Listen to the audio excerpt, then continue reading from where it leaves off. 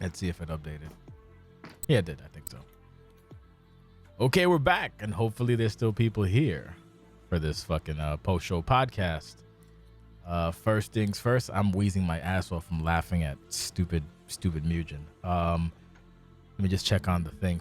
You guys on stream, you can hear us. Yes, you can hear me. Am I high? You'll join us. Maybe I'll add you, or maybe not. Hi, Cody. I don't know. I think they can hear us. Yes, they can't hear us. Okay, fantastic. You are fine. Why would you make that noise, Jake? That's it's just a test. Okay. It's a test. Well, wonderful. Whenever I need to test audio, I blow my mic. You blow your mic? Blow your mic. That's right. I don't know. Passion.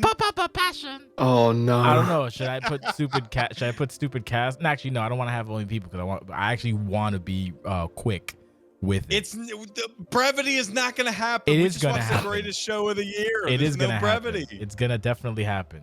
You know what? It's definitely going to happen. So, you know what? Fuck it. Let me see if I can do this. He's going to do it. Let me just put this fucking idiot in here. Yeah, everyone's gone. No, there's people on stream. There's people on stream. So I left Mugen and thing. Should I fucking add Mugen? You know what? No, because he's gonna start crunching chips. Anyway, it doesn't matter about these people. 5 people. You're going at it. No. We're gonna go quick, and I'm not gonna really say whatever because Oh, I also have to pay people. Let me pay people real quick before I will forget. Choose outcome. 97% for Amp. You fucking bastards. I wanted people to go broke, but it is what it is. What's up? This is the post-show podcast. We're definitely going to keep it brief. Well, at least I am.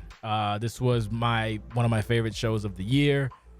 Basically, he said blessing. He left him, fucker. So with me today, we have the former international champion, 2-time international champion, Colin Locke. Say something. Yep. Okay. Got to lower you on my end. Ace. We have former 2-time OCW and CCW champion, and a bunch of other shit that I can't remember right now. Kassidy Hayes, great. Ugh. Hi. Oh, everyone's super loud. I gotta lower everybody. Wonderful. And last but not least, the CCW champion, former OCW champion. Again, too many things to name, a lot of stuff. So we'll just, it's Court, say Jake Allen, whatever. Say hi. Kasstianity sucks, and so does H2O. Yeah. He sucks the most. Thanks, Greg. Fuck him. Okay, so. That's just rude.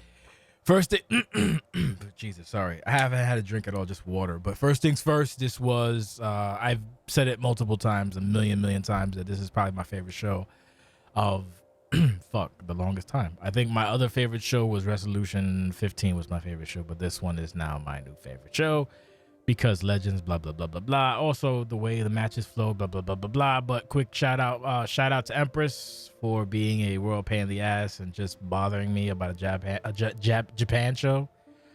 First, when she was actually active, she wanted a Japan show, and I was like, it's in the books, but never got around to it. But then when I thought about Japan show, she just kept bothering me over and over. So I said, well, fuck you then. You're going to do everything. She said, okay. So I was like, oh, well, didn't expect that.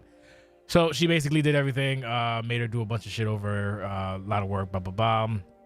So praise be to her and Allah and everything else. So shout out to you, Empress. I hate you. That being said, again, favorite ass fucking show. So let's get on with the nitty gritty and we'll just talk about the shows. If you can remember some segments, go for it.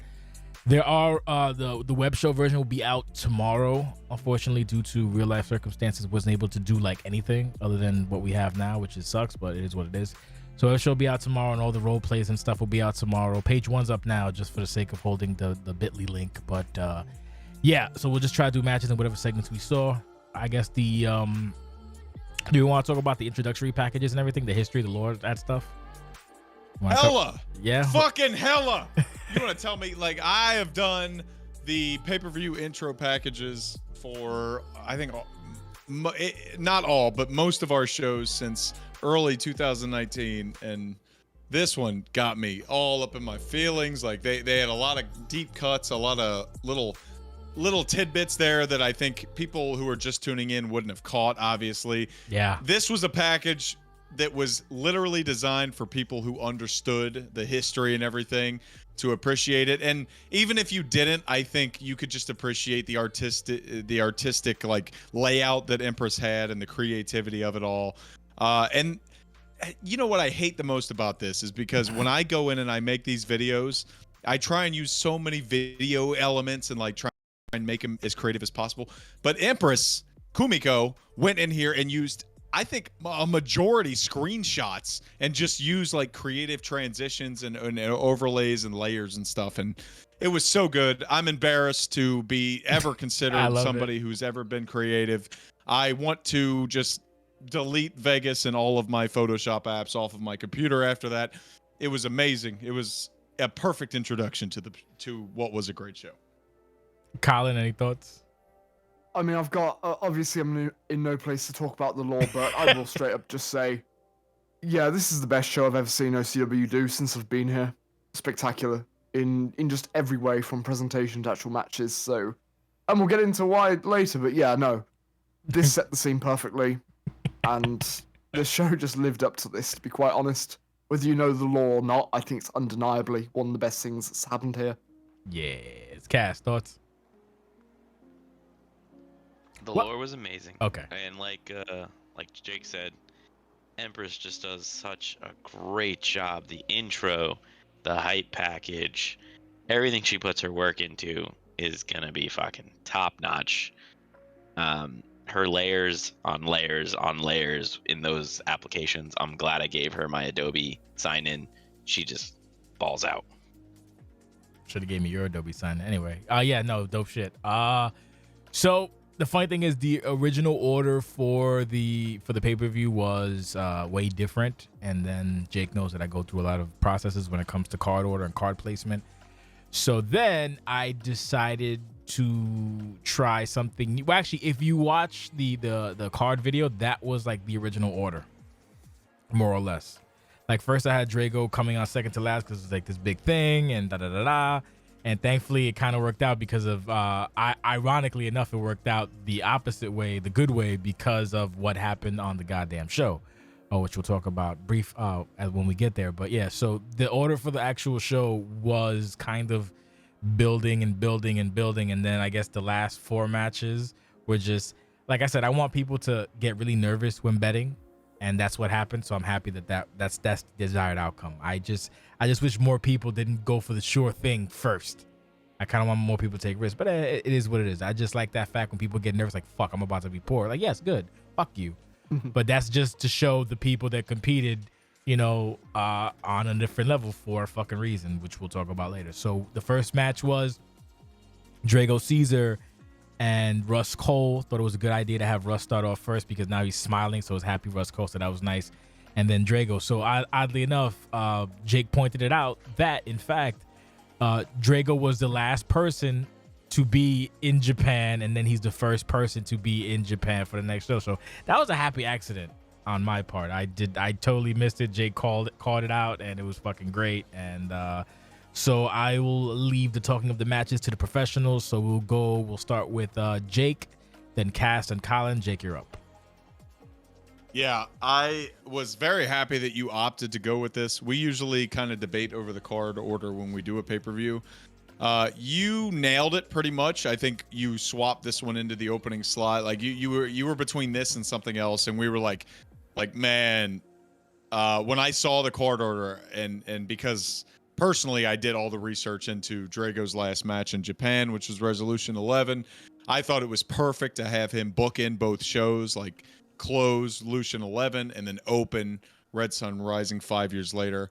I know you didn't really pick up on that, but it was so perfect. And the match delivered. We knew it was going to deliver. Anywhere on the card, it would have been great. But as an opener, I thought it was perfect and very poetic to have Drago there. The match, I mean, it speaks for itself at this point. Go back and watch it. So good. Like I said, it would have been great anywhere that it was on the card. Cass? Absolutely. The match was great, and I did immediately question the card order in chat. I'm like, this is not what was advertised to me. We did, we all had to jump in and we're like, Cass, just watch and enjoy, man. I'm kind of glad you did the switch up because starting off super hot, the opener is important. So if you just did the constant build, that would have meant the opener's kind of slower. But the fact that you opened up super hot in a match where Russ had to fight to come back, which is generally my position in my fucking matches lately. It was an absolutely amazing match, and it was great to have Drago back on the show. It was. I saw some people making mention of the fucking the death move into the fucking tiger uppercut. I don't know. I just felt to mention that. Colin, your thoughts? Yeah, Drago is one of my favorites to watch. So I mean, I know more about like competitive gaming than wrestling. I know nothing about wrestling, so it's kind of obviously he's gonna be one of my favorites because he's not human, right? He was so He's nervous straight about up- the match. He is Sorry, not. continue. He He's is not he is a human. robot. But yeah, no, spectacular match. Great call to start off with it because it just started the show off in a huge way. Yeah, the funny thing about that is he was super nervous about like the match because he hasn't played this fight. He hasn't played this fucking game in like 2 years. It was funny, so I was like, it should be fine. The quick backstory Doesn't on that need is to. He murders people. the quick backstory on that one was, so the booking for, well, actually I should probably get this out the way now before I forget. The booking for Red Sun was actually pretty interesting itself because there was a lot of potential matches that I was debating, and then it's just getting the pieces together. So I'll say that now real quick before I forget. So one of the original matches, oddly enough, is I wanted CQC versus the Uncrowned, and Jake told me to go fuck myself because I'm not putting that. He's like, I'm not gonna do that for some glorified house show. So I was like, all right, you could have just said no. I said you could have. We'll circle back to that because this was like back in like July. So I was a like, long time ago. yeah. So I was like, Yeah. you could have just said no, but okay, whatever. So then another match I wanted at one point was Ryu versus H2O because again he couldn't beat Pew. He also has really bad luck against H2O. I thought about that. I thought about Uncrowned versus actually I thought about Tony versus Doc, which was on the table. But then I think it was Doc mentioned maybe a tag match. I was like, sure. So they wanted Kasstianity, but then again it's all the different moving pieces. Then I said, let me see if I can find another fucking team. So then, what the fuck was the other team I had? I can't remember the other team, but I had another team that, CQC. So they said, Jake told me to go fuck myself. So then it became, I thought I asked Aries, and he's sure. And then, Aries and Trans, so they were down. So then that worked out fine. So then we pitch Max. So I was like, that makes sense. So we'll go for that. And they worked on that. And then it was a matter of, I initially wanted Russ Cole versus Pew. And Pew told me to go fuck myself until he found the game for like $6 or some shit like that. And then I think I was talking to Russ about who he wants to fight. And he was like, well, I want to fight Drake. I was like, that's not happening. So then he went on this whole long spiel, which I won't repeat. But long story short, he was like, oh, you could put me in whatever shitty matches you want. I'll do best of fives with fucking garbage, whatever, blah, blah, forever, just please. So I was like, I'll ask. And I asked Drago, and Drago was like, I was like, just do the fucking match. And Drago was like, okay. And then it worked out. They got that match done super quick. What else? Oh, the Nate Quartz thing didn't happen till like later. I thought it would make sense because of the history, but again, it's just trying to find like all the different pieces and trying to get people involved. I wanted to have Isu versus El Parker, but again, I'm not gonna fucking double book people, so I couldn't really do that. If Russ is gonna fight Drago, and I'm not gonna have Isu and Parker. I wanted to have, what the fuck else? There's a couple matches I wanted. I thought about having Dismo versus Pato, which is another Ambition era match, but the problem with that is that different platforms, so that couldn't be done. So it was going to be a one-on-one with Pato. And then I thought maybe I would have 4 people instead of 3 for the generational battle. But then the thing is, then I feel like a 4th might dilute thing, and like what era do we use? And there was other stuff involved. Like I wanted to have B17 and Rex at one point, but I'm not gonna have B17 get sick to fucking play the game. I thought about it, I was like, let me not bug him. I wanted Austin Lee on there, but that never worked. I didn't like reach out in time, and there was a bunch of matches I wanted to have, but like it just kind of worked out this way, and this was like a long ass process trying to figure out what to get. I mean, B17 would have been fun, but fucking I'll get up in a second, Russ. B17 would have been a fun match to have, but the problem is he can't actually physically play the game without being fucking sick. So it is what I just wanted to take a sidebar from that, just to say that it isn't necessarily easy, and I'm just glad to come fucking for once. That being it's the we want to do segments as well, or touching segments. I don't or think there were many segments. there was. No. There was a Debbie. There There was a was. Debbie D segment, but I guess we can.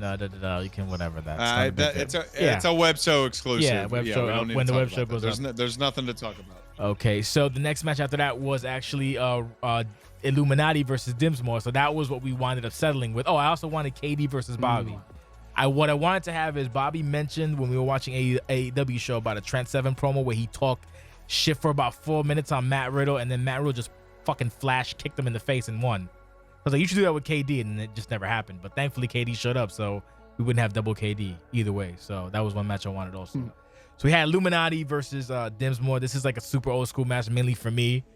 So it was basically 2010 for me, and there's really nothing else to say about that other than fucking Ryu delivered or Spooter delivered, and fucking Dimsmore got to put his hands up. But even the end was interesting. So we'll take it to Colin, then Cass, and Jake. So Colin, you're up.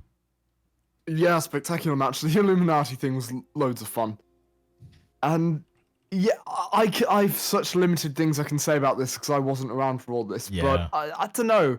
This is what makes OCW fun. That I'm just looking at it. I'm like, okay, I don't know anything about this. But I don't know. It just reminds me that this place has so much history behind it. Yeah. And it sounds like I'm being a bit of a mark, being like, oh, it's so good. But genuinely, this is the reason why it's so good to be on this show, because I had no clue what was happening. Lean into it, Colin. Lean into Yeah, it. I had no it clue is. what was bloody happening in this segment, but I loved the match.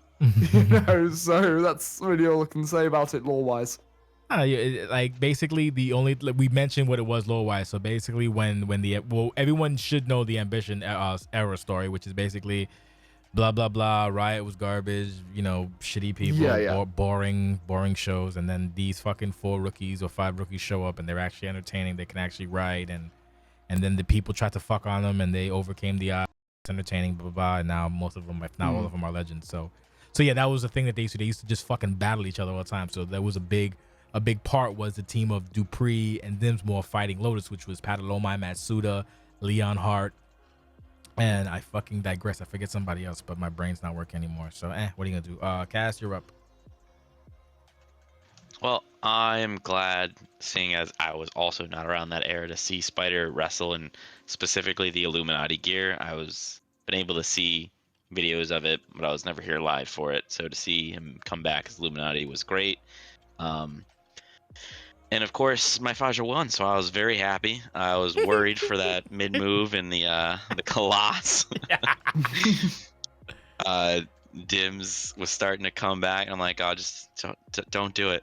Just stop. And I was glad. The fucking he hit the Spider Splash and the Spider Special, so he fucking got the greatest hits. Jake.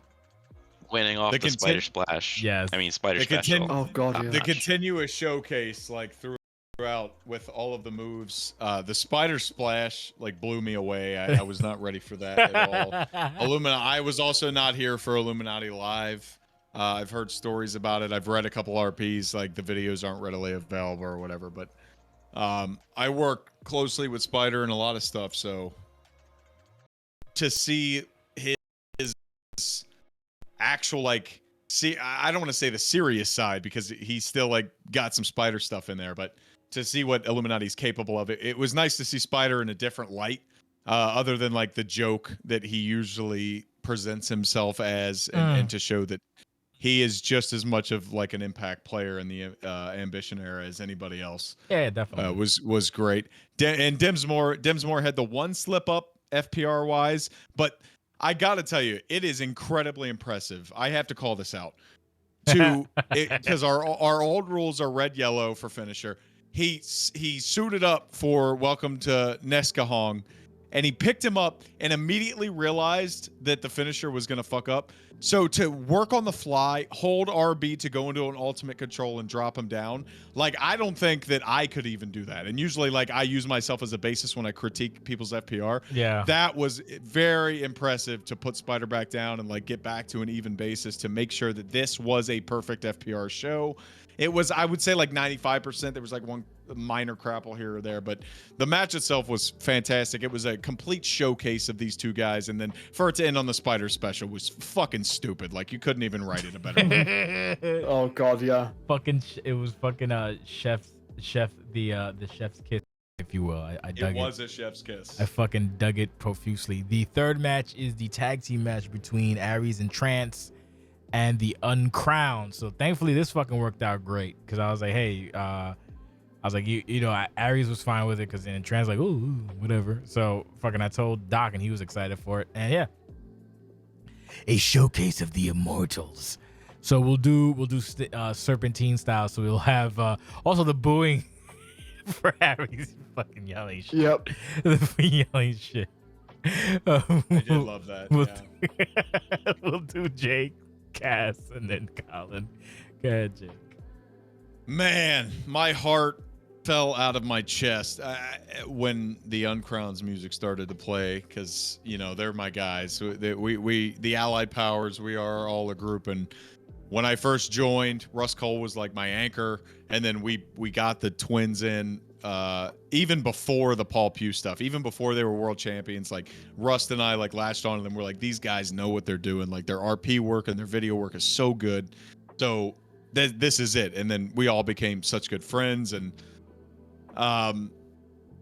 you know, the Lucian main event is what it was. So like that part really fucked me up bad. But I do know a lot of Jacob Trance and Aries' work, and to see them team up, I just felt it's so hard to explain, but it's one of those things. It was like a perfect concoction where it was believable enough that they would team up because their main like issues were so far in the past. But it was also recent enough to believe that, like, are they going to be able to coexist? I hate using that word, but they had such a strong rivalry, and they found a perfect moment to tag with each other in order to fight the Uncrowned in this ridiculous, you know, I said glorified house show, but this ridiculous, massive Red Sun Rising show.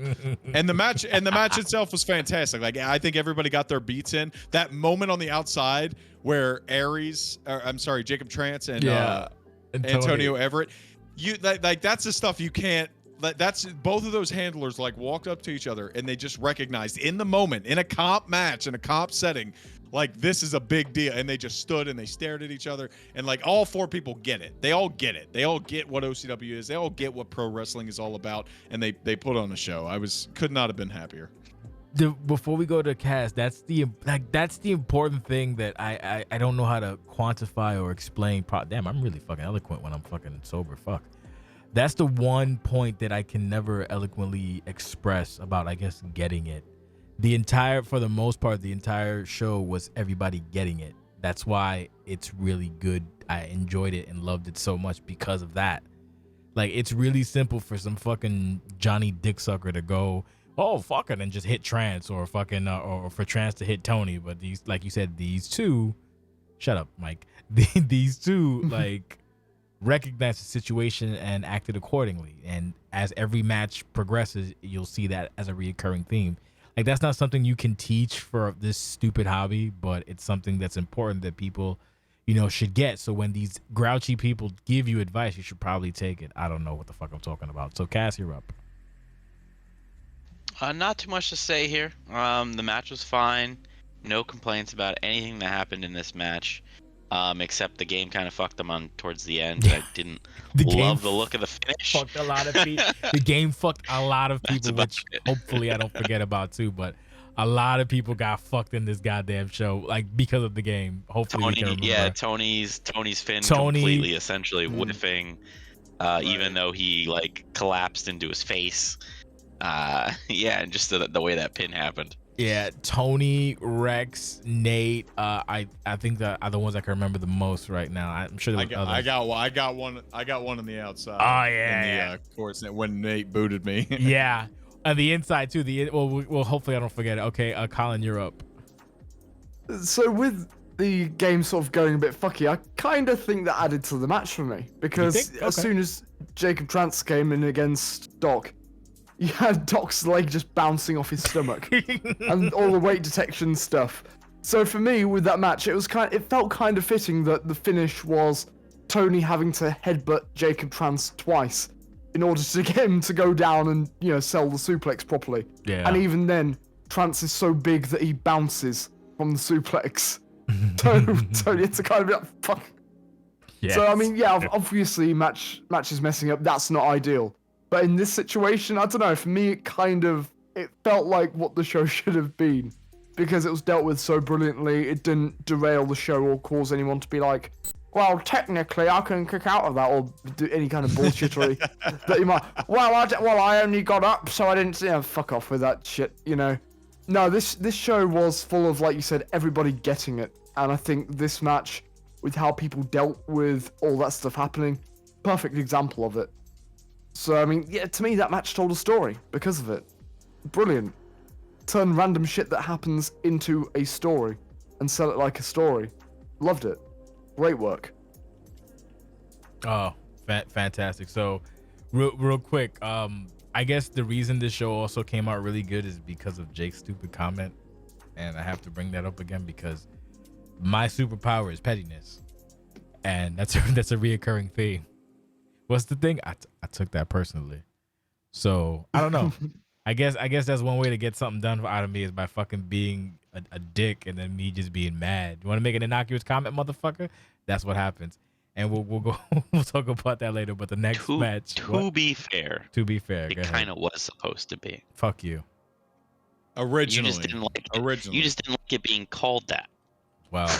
That's exactly what I've been saying the entire time, Cass. But I've been saying from the jump, the Summerside segment with Rust and Drago made it real. And I'm like, and Cass will tell you, like, at this point, there's no spoilers. Him and I have been working together. I as soon as that happened, I went to him like, all right, Red Sun Rising is a real deal now. Like, we're gonna make this a thing. This is not like, so we worked into it, and we'll get to that later, I'm sure. But this became real at Summerside. And if you want to credit it to me, like when you came to me in July and you said, I want to get CQC a random ass dumb match, I'm like, no, we're not giving CQC away on a glorified house show. Jay took it personally, and he's like, I'll show you glorified house show. And then he turned it into the best show maybe since I've been here. Honestly, it was that good. Yeah, definitely since I've been here. I just think I don't know. I would say that, barring all personal bullshit I had to deal with like this entire couple of weeks, but that was what I was looking for the most. And then as I mentioned previously, if ever I'm content or happy or looking forward to something, the world has to like stop, because if it doesn't, what'll happen is children will die or something, like, or kittens will die. So God has to be like, no, you can't, because we have to keep you like this or bad things will happen. So I was like, all right, fuck it, bet. So we gotta do what we gotta do. But it still worked out, and I still enjoyed the show, even though we're fucking doing it late. But it is what it is. So quick note about the segments. So I didn't want to have super long segments on. So if you notice, I edited a bunch of segments because of it. My new rule going forward for the most part is, depending on my mood, if it's 2 minutes, I'll keep it. If it's longer than 2 minutes, I'm either gonna edit it or just keep it web show exclusive. I can't. It has to fucking be significant, and it has to make sense and resonate in order for me to put it on the fucking live stream. I'm saying that now, but I might change my mind. But that's how I feel. Overall, fuck up the flow. Yeah, basically that. And if it's gonna fuck up the flow, I'm gonna make it 2 minutes so that the fuck up with the flow makes sense, if that makes anything. So I like the segments. You'll have to see the web show to get the full context of the segments that did get edited. But I thought it was a good idea. It made sense to me, and it didn't take too much longer of a time. So moving on, we had the King's Road, which is Mugen versus Rex. We'll do Colin, Cass, and then fucking Jake. I'm only doing a separate thing so I don't fuck it up in my brain. But this match, we said King's Road. They said King's Road, and Jake didn't know what King's Road was, so he kept mentioning safety. And then I didn't know what King's Road was because I assumed it's Japanese, but it's not. It's all Japan wrestling, because I'm a freaking idiot as well. But I don't know, my brain wasn't working. But long story short, we had a full-on King's Road match between Rex and Mugen. So a couple things about this. I enjoyed the match wholeheartedly. It struck the right chords. All Japan. There we go. All Japan 94. Orange Crush for Mugen, and then Rex as Stan the Man Hansen. Also the bull rope. I don't know what it was, but that made me smile so much. My only complaint about this match is Rex trying to hit that lariat and failing could be construed for not ending the match quick enough, but he did it in the Scum show, and it was really nice looking. So he tried it so many times, and Mugen just did not allow it. So we'll do Colin, Cass, and then Jake. Colin, you're up. Yeah, so this was a good match. I'll be honest. This was probably my least favorite on the show, but it was still a solid time. I do think that Rex played with his food a bit too much at the end, and it led to a finish that I wasn't convinced by at all. But the journey to that was really good. The early stages were fantastic, and Mugen's quickly becoming one of my favorite players to watch. Because, I don't know, it's just... He seems to have mastered the art of getting the shit beaten out of him, but never looking silly, right? Never looking like there's no point watching him, because he can always come back and start doing stuff. He always makes me think, all right, okay, he's gonna kill him in a sec. Sometimes he does, sometimes he doesn't, but it's so much fun to watch. Really, really is. Gas. I absolutely love this match. Oh. I was also slightly privy to what was going to occur after my match with Mugen. We had some DMs. I did teach him some things. The only reason why you saw a Muginations tonight is because I told him, hey, if you do a punch to the face and then a B grapple, there's no mid move, my guy. And he's like, what? Yep. So, yeah. He quickly altered the move set and started doing 1 punch grapple, 2 punch grapple, and I was flying with the Muginations myself in those DMs. And I know the lariats were coming. I'm like, this is going to be a great match. And it was. It was that hard-hitting Japan style. I unfortunately did see his call because he's like, download me for the thing. And I'm like, what's that entrance? What's that attire B? Didn't hide it too well for me. Didn't spoil it, though. Still loved it. And then, of course, the post-media scrum just made it all better. Yes. Which then what Colin's saying about the finish for me didn't affect it because that media scrum is just gold. Yeah.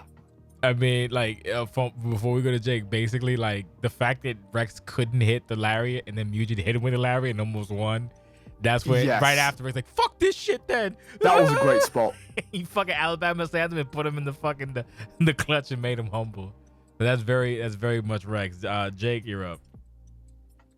Yeah, I just think for Colin to say this was the worst, or not the worst, his least favorite match of the night speaks wonders to the card top to bottom. Yeah, absolutely. Like, this match was such. I said it in the viewing party that like Rex is like the king of making movesets, and he kind of fucking ruined it by saying, "Oh, I did the whole thing after knowing the match was happening."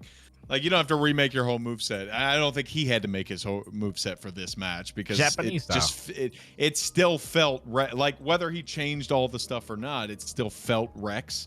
The moment like that really popped me was like he threw him outside, and then immediately after throwing him to the outside, he threw away pro wrestling conventions by diving on him with the diving elbow on the ground, and then picked him up and hit him again, and then picked him up and hit him again. It was very New Japan, or All Japan in this case.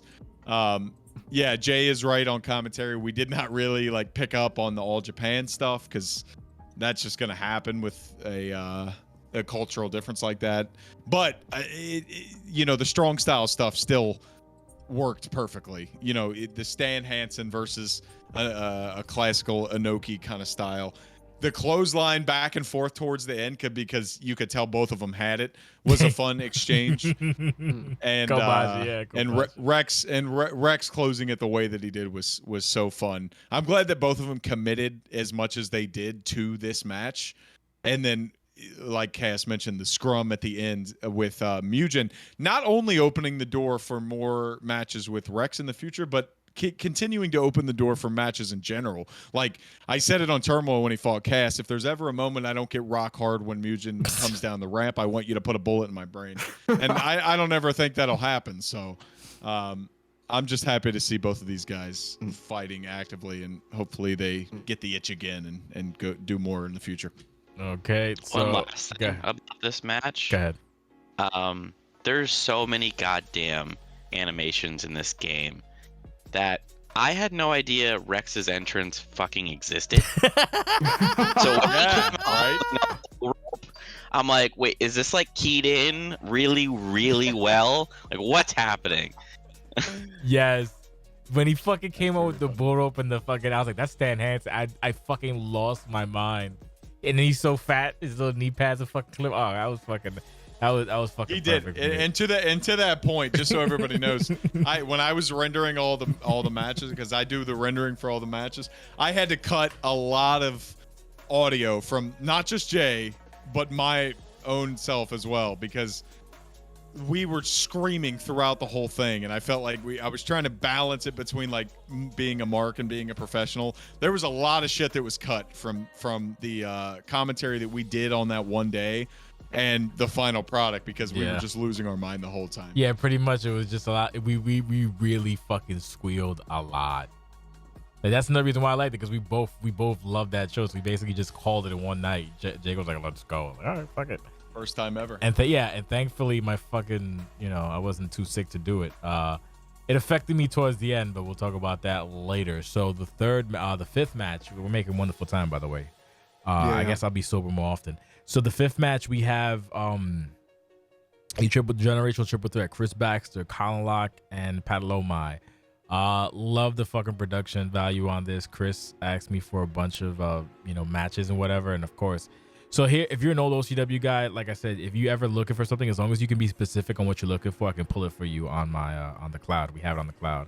So Chris had a big order, and I was just able. I was able to find it pretty quickly and just send it to him, video request, and that's it. So he gave us some context for his history. I dug that a lot. Colin Locke actually dressed up, which I appreciated, even though he had a homeless man jacket. And then the whole paddle thing with Leon and Lloyd Mata and Hito, and then Paddle himself. It's not implied. Well, it's implied, but I think that's the new iteration of Lotus, because if you notice, a Lotus blossomed, and then all these people came out, and basically that was, Leon is the capstone of Lotus back in the day. He was the guy who, he was the veteran who decided to work with rookies, and they did what they did. So shout out to Leon Hart for that. So that was nice to see him. That was nice to see Leon Hart show up. Nice to see him on the actual stream as well. That was dope. And the match itself, my only complaint on this match was I felt that Colin ran at people and clotheslined everybody a lot, but I might have just been in my head about that, because when watching it the second time, I don't know. It might have been me, but I don't know. Maybe I'll ask him. So the order for this, we'll do the other Serpentine again with Jake, Cass, and then Colin, because he was in this match. Jake, you're up. I don't know that I agree with that. I mean, he was moving around a lot, but I think it was more out of necessity for like trying to get to the opponents. In a singles match, it's a lot more clear when that stuff happens, but in a multi-man match like this, like it felt like, to me, more Colin was out to survive. Like, he would go and hit one guy, and then he had to turn around and he's like, I got two legends on each side of me. I got to just keep hitting and keep moving. I thought it lended itself well to the story that was told. And it's just more a testament to the fact that you could just put these same matches together, and if people were lazy, they would just be like, oh, let's boot up with the attires we have and like whatever. Yeah. But everybody went in and tried to make it as unique and fun as possible. Mm-hmm. Big shout out to the entrance for Baxter. Like, to see for anybody who has just seen Baxter and like we have to tell them in RPs that he's a legend or whatever, to see visually. And it's not like he didn't go back and play SmackDown versus Raw for all this. Like, this is actual footage from OCW, and he looks the same. He's still Baxter. And I thought that was amazing. I didn't obviously see that live. I thought it was amazing. No, there's sorry to cut you off, but there's one thing. So it's gonna sound like a fucking dig, but it's not. So there was somebody in that video that nobody caught it, and it kind of bummed me out. Aries was in that video, and nobody caught it because this motherfucker looks different all the time. Well, I mean, he was in the video, but I think if you're playing a video like that, it's still about Baxter. So no, like, I know, but that was he specified that because he wanted that video, like, because that was like one of his big matches. I know, but I don't think not pointing out Aries is like a dig on anybody, like, because at the end of the day, it's about Baxter, and even people who may have caught Aries, they still would have been like, well, this is about Baxter. Of course, Aries would have been around back then because the respect for Aries is there as well. But I love the entrances for him and for Lotus and Jay. Jay did, but I did not know who was fighting in the triple threat match when we recorded the commentary. I did not know. I did not know it was Pato, and that's partially Colin's fault. I'm going to call you out right now because him and I have been working together with all of our other stuff in the normal OCW lore, and when we put together that segment with Quartz, he was like, "Oh, me and Bax and Hito are fighting." So I'm like, "All right." I put together the video with Hito, and then when I found out it was Pato, I thought it was great. He fucking pulled the wool over my eyes. Good. It was perfect. That's how it's supposed to be. I was hype as hell to see Padalomai in there. I was not hype as hell to see Leon Hart because he's a fat pussy who doesn't belong anywhere near OCW. That's not. But nice. that's a discussion. That's a discussion for another time. But the match itself, like, let's talk about the match. It was very chaotic. Like I said at the beginning, I don't think Colin rushing anybody was a thing. I think he was just trying to survive, and at the end of the day, he did survive. Pato rolling out a bunch was very perfect from a wrestling sense. He's a giant fat guy. Of course, he needs to take a bunch of powders. And then the scoop at the end, it was a perfect finish. It put over the guy that needed to be put over. The era triple threat did its job. Yes. I will share Jay's sentiment. Yeah. I did feel like just one too many runs, and it's mostly just because it happens on that first encounter with someone else, and it's not always that they were far away. Like, it could be that it's just the jump on the situation. So like Baxter's on the ground, Pato's close to the corner, and he's not really far away, and then it just running attack, and it did get a little much, but the match was great, and I loved the Lotus entrances. I love when you can do a big multi-man entrance and make it look like it's just one entrance, and they did a great job of doing that. I was not privy to the female, so now, I mean, if this is Lotus 3.0, right? Because there was already a 2.0. It would be 3. Oh, okay. It might actually be 4. I know that the original Lotus was Matsuda, Leon, Trash, and Pato. And then at one point, when I did the whole thing with Matsuda and like banning him, quote unquote, and then him coming back with a new Lotus, which I was actually part of that Lotus, which was fucking weird. My stupid idea. That might have been 2 or 3, and then whatever this one is, it's like it's either 3 or 4. I'm gonna say 3. I can actually probably ask Pato next time I see him and like, which one is this? Which iteration is this? But yeah. But all whatever. I know is go ahead. They better share some sentiment and bow to me, otherwise we're gonna have some issues. It's not nice. So before we go to Colin, the other thing about the entrance, I was worried that it would be too long because I think it was like 4 minutes and no one mentioned it, so I guess it did its job. So shout out to everybody for that. I was like, oh, this might be a little too long. I get like that super producer director guy. Colin, your thoughts on your match? Just to kind of address that first of all, I'd say Jake's got it. With Colin, I generally play him as being quite explosive. So he does have a lot of things in his moveset that can close the distance quickly. And that's kind of what I was portraying, right? There was a load of situations where there was 2 guys on either side, so I was changing targeting repeatedly and just sort of like, I don't know, keeping momentum going. Yes. So I'm not overly convinced it's a problem, but if the discourse changes and everyone's like, oh, it's cheesy, it's a bad playstyle, I'll change it, no problem. But yeah, for now, it's whatever. I stand by it. The match itself, it wasn't even a critique on being cheesy or calling you that. It was just from a visual thing. aspect. Yeah. Just having so many Russians. Yeah, like, I get that. It's not particularly like it's not even a rule right now. Like we have barely any. But it's just an aesthetic thing. You ruined my show. I'm never inviting you to Japan again. Nothing you need. Nothing that needs to be changed. I think that's another he ruined theme throughout.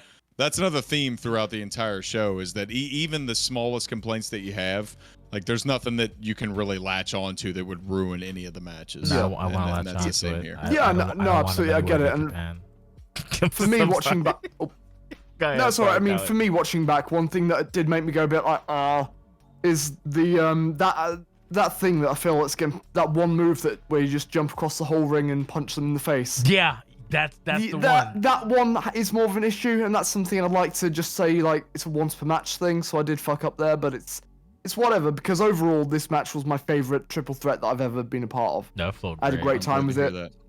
Both of these guys are really awesome to work with, and when I saw the entrances through, I was like, I'm gonna keep mine really simple. Yeah. I'm just gonna stay out the way and let these guys, tell the story. That these Let 'em guys be the shine. legends. I think that helped tell the story too, by the way. Like with the big explicit entrances between the Ambition era and the Golden era, and then for you to come out all unassuming and to take the win away, I think that lended itself well to the story that you guys told. Yeah, and with Jake, you mentioned about the thing where I didn't tell you Pato was fighting. Yeah. I made very sure that I knew what was coming into this. I remember asking the group chat we had, is Pato coming out on his own accord, or is Hito sort of summoning him? And as soon as we both knew that Hito was behind it all, me and Bax had loads of fun with it. Bax did the Pirates of the Caribbean thing, which was fantastic. Yeah. The That was Hito great. Gui thing where Colin played the prank on Ashley and thought that he was still fighting Quartz. Yeah. I love this. Dude, I loved being a part of this, and was this match loads was of so fun. much fun. I think it came out really, really well. No, So yeah, it was For good. sure. I dug it. My only other fucking quibble is Pato is so big and so slow. He's such a fucking big target.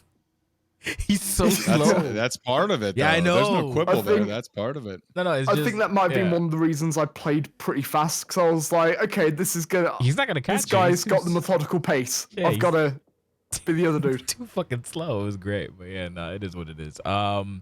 So we're moving on. We have, I believe it is, Tibby's. I want to talk about Tibby's announcement because that kind of, that's pretty I big. felt like that kind of got swept under the rug with everything that fucking Whoa, happened. I don't know what you're talking about. We were talking about that through the end of the show. Yeah. Oh. That basically for me sort of set the tone for a lot of the rest of it, because I knew Emp was coming, and I knew the event, so this was huge, man. This was huge. So I guess we'll Yeah. do it. We'll just go randomly. So we'll do Cass, Colin, and Jake. Okay, so about Tibby's announcement. You just like give me matches, yes.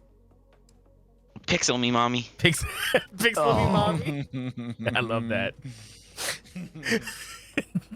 That's a thing they gotta evaluate. That's all you have, Pixel me, mommy. That's your only comment on it. No, Oh. I was happy for it to finally happen because I was told that she might not. There was other plans, there was other requests for him to possibly, be more of a fixture in Kasstianity. But I already know going into this, Emp is gonna be more of a straightforward GM. We're not doing a lot of bullshit of picking favorites, anything like that. She's gonna be more like Tibby in that sense. So I'm happy for Emp. She gets to be more on screen time. Ken's gonna take some breaks, and it's good. It's a good change of pace. It was Colin or thing next. Colin. You said Colin. Go ahead, Colin. Yeah. One thing I'll just call out is I think the actual writing of this was really beautifully done, because the word ambition repeatedly appeared. And I spent a lot of the segment being like, where's he going with this? He said ambition again. He said ambitious. Oh no, where's he going with this? So yeah, for Emp to come out when I was convinced at one point there'd just be a really big picture of Parker on screen. I was just like, this is a great, pleasant surprise. They've bamboozled me. So no, Emp being a bigger character, stunning, really, really great.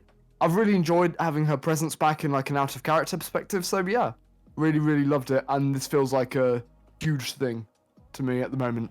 I have a general idea of what's gonna happen, and there's like some parts that I've but I've pitched. So I don't know. We'll see. But if whatever happens, then I can be assured that there's gonna be some excellent quotable writing, which is my favorite kind of writing. Jake, your thoughts? I was a big fan of it. I was a little disappointed that Tibby was stepping down. But, it's a weird thing with the interim deal. We know that Tibby will be coming back at some point, and it's just one of those things that throws a wrench into an otherwise stagnant part of OCW. where like we would have been happy with Tibby to continue on in season 17 and 18. I imagine it'll go probably towards Lucian in season 18 Jesus until Christ. it goes back to normal. But it's, you know, anytime you have something that's been the same for a long time and you Yeah. can just throw a wrench into it, it's always going to lead to a lot of fun interactions. And everybody who's ever worked with Empress knows that you could easily go to Discord, whether she's in the fucking chat or not, and say, hey, I want to do this. Let's figure it out. And if you've never worked with Empress, you should know that you can easily go to her and say, like, let's figure this out, and she'll put something crazy creative together. So from that perspective, it's super fun. And anytime you can see a character like Empress without needing her to be an active competitor is a pro. Yes, I will agree with that. So we're fucking brisk pace. This is what I like. So we're doing well. we have it's Max Edwards versus Kassidy Hayes. So here are some thoughts that we're gonna think about real quick. So there was a role play that that was on the forum that I also put on the show because we need more role plays, and I thought it was good enough, and maybe I'm biased. Either way, so there was a promo involving Max Edwards and a certain legend who mentioned him by name. And there was also Max Edwards tonight wearing a shirt with the name of a legend who was mentioned, Max Edwards, by name. Just chew on that. Maybe it was ironic, maybe it wasn't. I don't know. Either way, this was one of the first matches. Being very subtle right now. I know I'm being incredibly subtle. Should I just shout it out, or do you get it? Anyway, I should know probably it. shout it out. Okay, good. We got it. I'm glad you got it. I can shout it out. No, you don't shout anything out. So I just find that funny. Just find that funny. So okay, so this match was one of my favorites because of the story that was told, but also because it was a prime example of what I was talking about. Well, actually, all these matches, with maybe the exception of the main event, were the examples of the pucker factor, where everyone gets to everyone gambles, and then people are all super confident, and then that confidence starts going away, and then it's like, fuck, I'm gonna lose my money. I just love that. I love the pucker factor, if you will. I love that to see. So that was one of the first matches of the pucker factor. And the other thing is, I like the fact that not so much now, so I don't want to generalize, but with competitive games, especially in OCW, there's people that, are cool as a cucumber under pressure, and then there's people who panic, like Harvey, or back in the day, Danny Watts, and even prior to that, there's plenty of people in old OCW, the golden era, who would immediately panic once it looked dim. But this platform or whatever, you can actually make a comeback. So Cass doing what Cass does and not being like shook added to the match, and it told a fucking fundamentally good story. And then the fact that Max won, but he still has PTSD, was also a fucking that thing he did could actually be used in two ways: from losing that happens or winning. So either way, it was fucking great. So I think if you like, I don't know, I'm sure he's not joining, but I could see that as a reason that he joins. But just the fact that he has PTSD and fucking went to go murder stupid Cass was a fucking wonderfully told story. So we'll do Jake, Colin, and Cass, because he was actually in this match last. So Jake, you're up. You said a lot of what I was thinking anyway. That ending segment was very much possible either way. I think with the win, it felt more as if like he was hearkening back to his very temporary time as a member of Kasstianity, and that's when we were watching the match live. I went, "Oh my fucking no!" And then it ended up going a different way. I think if I can offer a rare air of criticism, because I usually don't, it was a little weird to go from no explanation as to why he was down after the win. Like, if we could have got Cass hit him with a weapon, or that would have been the KD reveal. Like, KD knocks him down, and then he has the eye thing, and then when he stands back up, KD hits him again. Like, I thought the transition was a little jarring to go from like, I'm the winner in this match and this feud. Hold on. Okay. In this feud that's gone so long, like I win, and then like it cuts, and then he's on the ground, and I'm like, in that part it's okay, but then. And then he gets back up and attacks Cass. And I think I get the idea is like the lights go out, KD hits him, And then he's like, oh, I think it was Cass, so I'm going to hit him because of my flashbacks. And then the lights go off again, and Katie hits him again. I just think it was a little strangely parsed. But in general, the story that was told in the match was fucking awesome. The comeback thing has always been Cass's deal. I very much got Summerside 2022 vibes off of it. I felt everything Max was feeling when Cass was doing his big comeback and nearly hit that cessation, which that mid move on the cessation was crazy. And that's another theme that goes through all these matches is like it was comp. Everybody gets it. Like it was so many huge moments. And that I felt that for this one as well. Katie's inclusion at the end was very shocking. I did not get that. Katie actually did a very good job of hiding this from me because I've been prodding at him to get him back on a card for a while, and he's just like, I'm not ready. So he's hidden this from me pretty well, and I was very surprised, very happy to see it. Well, he's working with a white boy, so he should be happy, I guess. Probably not. That's right. So the Max thing, I think what you missed was he actually blacked out because you hear it wasn't loud enough, but you hear him like hit the floor. He just drops. So that's probably what you missed because he right after he wins, you just hear like a thud, and then it goes to him. It's not. I get that, but it's not an issue of missing something. It's an issue of like it being clear enough as to what happened. Well done. And then the pacing of him, even if he blacked out, the criticism can remain the same with him immediately getting back up and attacking Cass. It just didn't feel like it was as clear as it could be. And that could also go into me having a way higher expectation for Max than I have for other people. So you never know. Fair enough. Colin, you're up. So, I mean, about that ending segment, I think the way of doing it would have been to have that exact same animation play out, but just like cut the background out so it became clear that Max was still standing, like he just goes absent rather than hits the floor. I think that's a detail that just sort of muddied things up a bit. But other than that, if he'd have just, it would have made sense for him to just have like absence, oh, he's back, bang, hits Cass. That would have made still the most amount of sense rather than it being like hat on hat with, oh, and KD punches him and he gets, nah.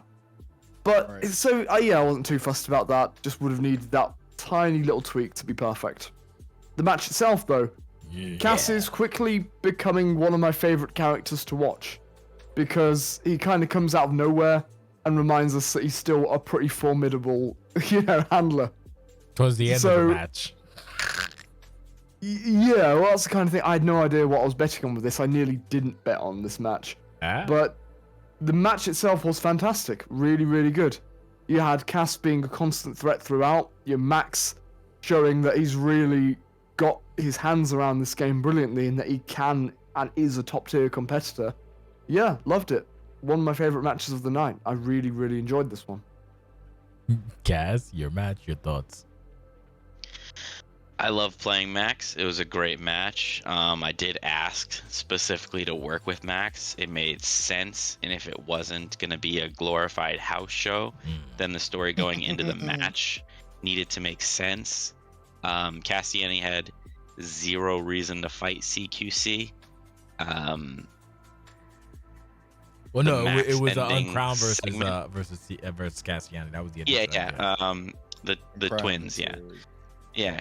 The twins we had no real reason to be fighting them. And plus I already knew planning future things, what was going to happen. I'm like, it doesn't really fit in here.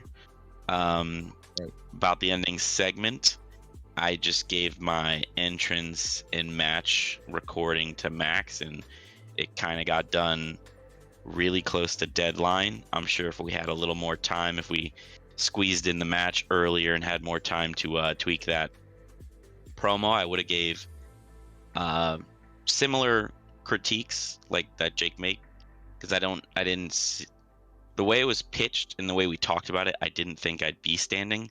I thought since he won, he would do a little celebration, have his moment, and then continue beating the shit out of me out of anger. Because Cass isn't gonna risk his control in an actual one-on-one fight with you. He has other plans. He's in your head. It's about your mind, your body, and your soul. He doesn't care if he wins the match. I mean, it would be a bonus, but he doesn't care. And the fact that he was able to get into Max's brain and fuck with him and make him attack me like that. That was perfectly fine.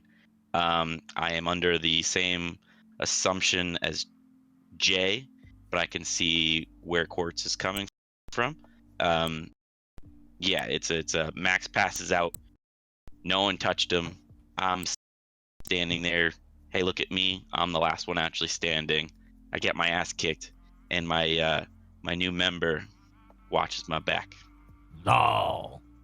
Very big member. It's actually funny. Yes. Because Katie came to me and he was like, Cass, I love you. And I'm like, oh, God, what do you want, Katie? That's never good. I love you. And he's like, I want in Kasstianity. And I'm like, that is not crazy. what I expected. That's crazy. So That's so funny. I He came to you. gladly accepted. And I'm like, yeah, we can definitely work this in. That's crazy. I cannot wait to see KD and Kasstianity. I just want to see fucking like crazy selfie just for camera KD to promos. just And show up. and we've spent a lot of time here, but just as like to put a bow on it, it's a pretty good call by KD, given like that he's been pretty weirdly positioned and stagnant and all that. The last time we saw him, I think, was when he was supposed to have a Hell in a Cell match with Iceman. Like, from a functional storyline, I know he had like a match or whatever later with Samson, but the last like impactful moment, he was supposed to have that Hell in a Cell match and it didn't work out. So they had the thing where he like joined with Leo Grimm and Noramara, and then that never went anywhere. So for him to like be like, okay, now I'm spooky, let's take the spookiness and go with something that is actually still relevant, I think it's a good call by him. KD is not very like present in OCW, but he doesn't get enough credit that he deserves for like being a smart wrestling mind, I think.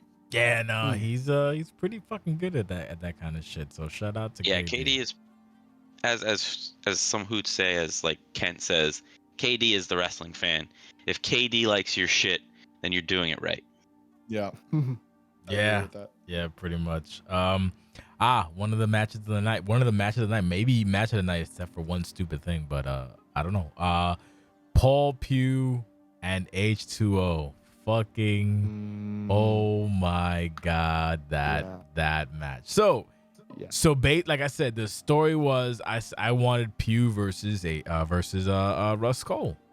And Dan was like, I don't want to play this game. I don't know. Well, how much is it? I was like, I don't know, it might be on sale. Oh, it's not on sale. I ain't buying it. All right, cool. And then maybe like what was it? Was it Cass like a week or two later or whatever? He's like, I got the whatever version. Weeks, and it was like $6. I have the Xbox Series X version.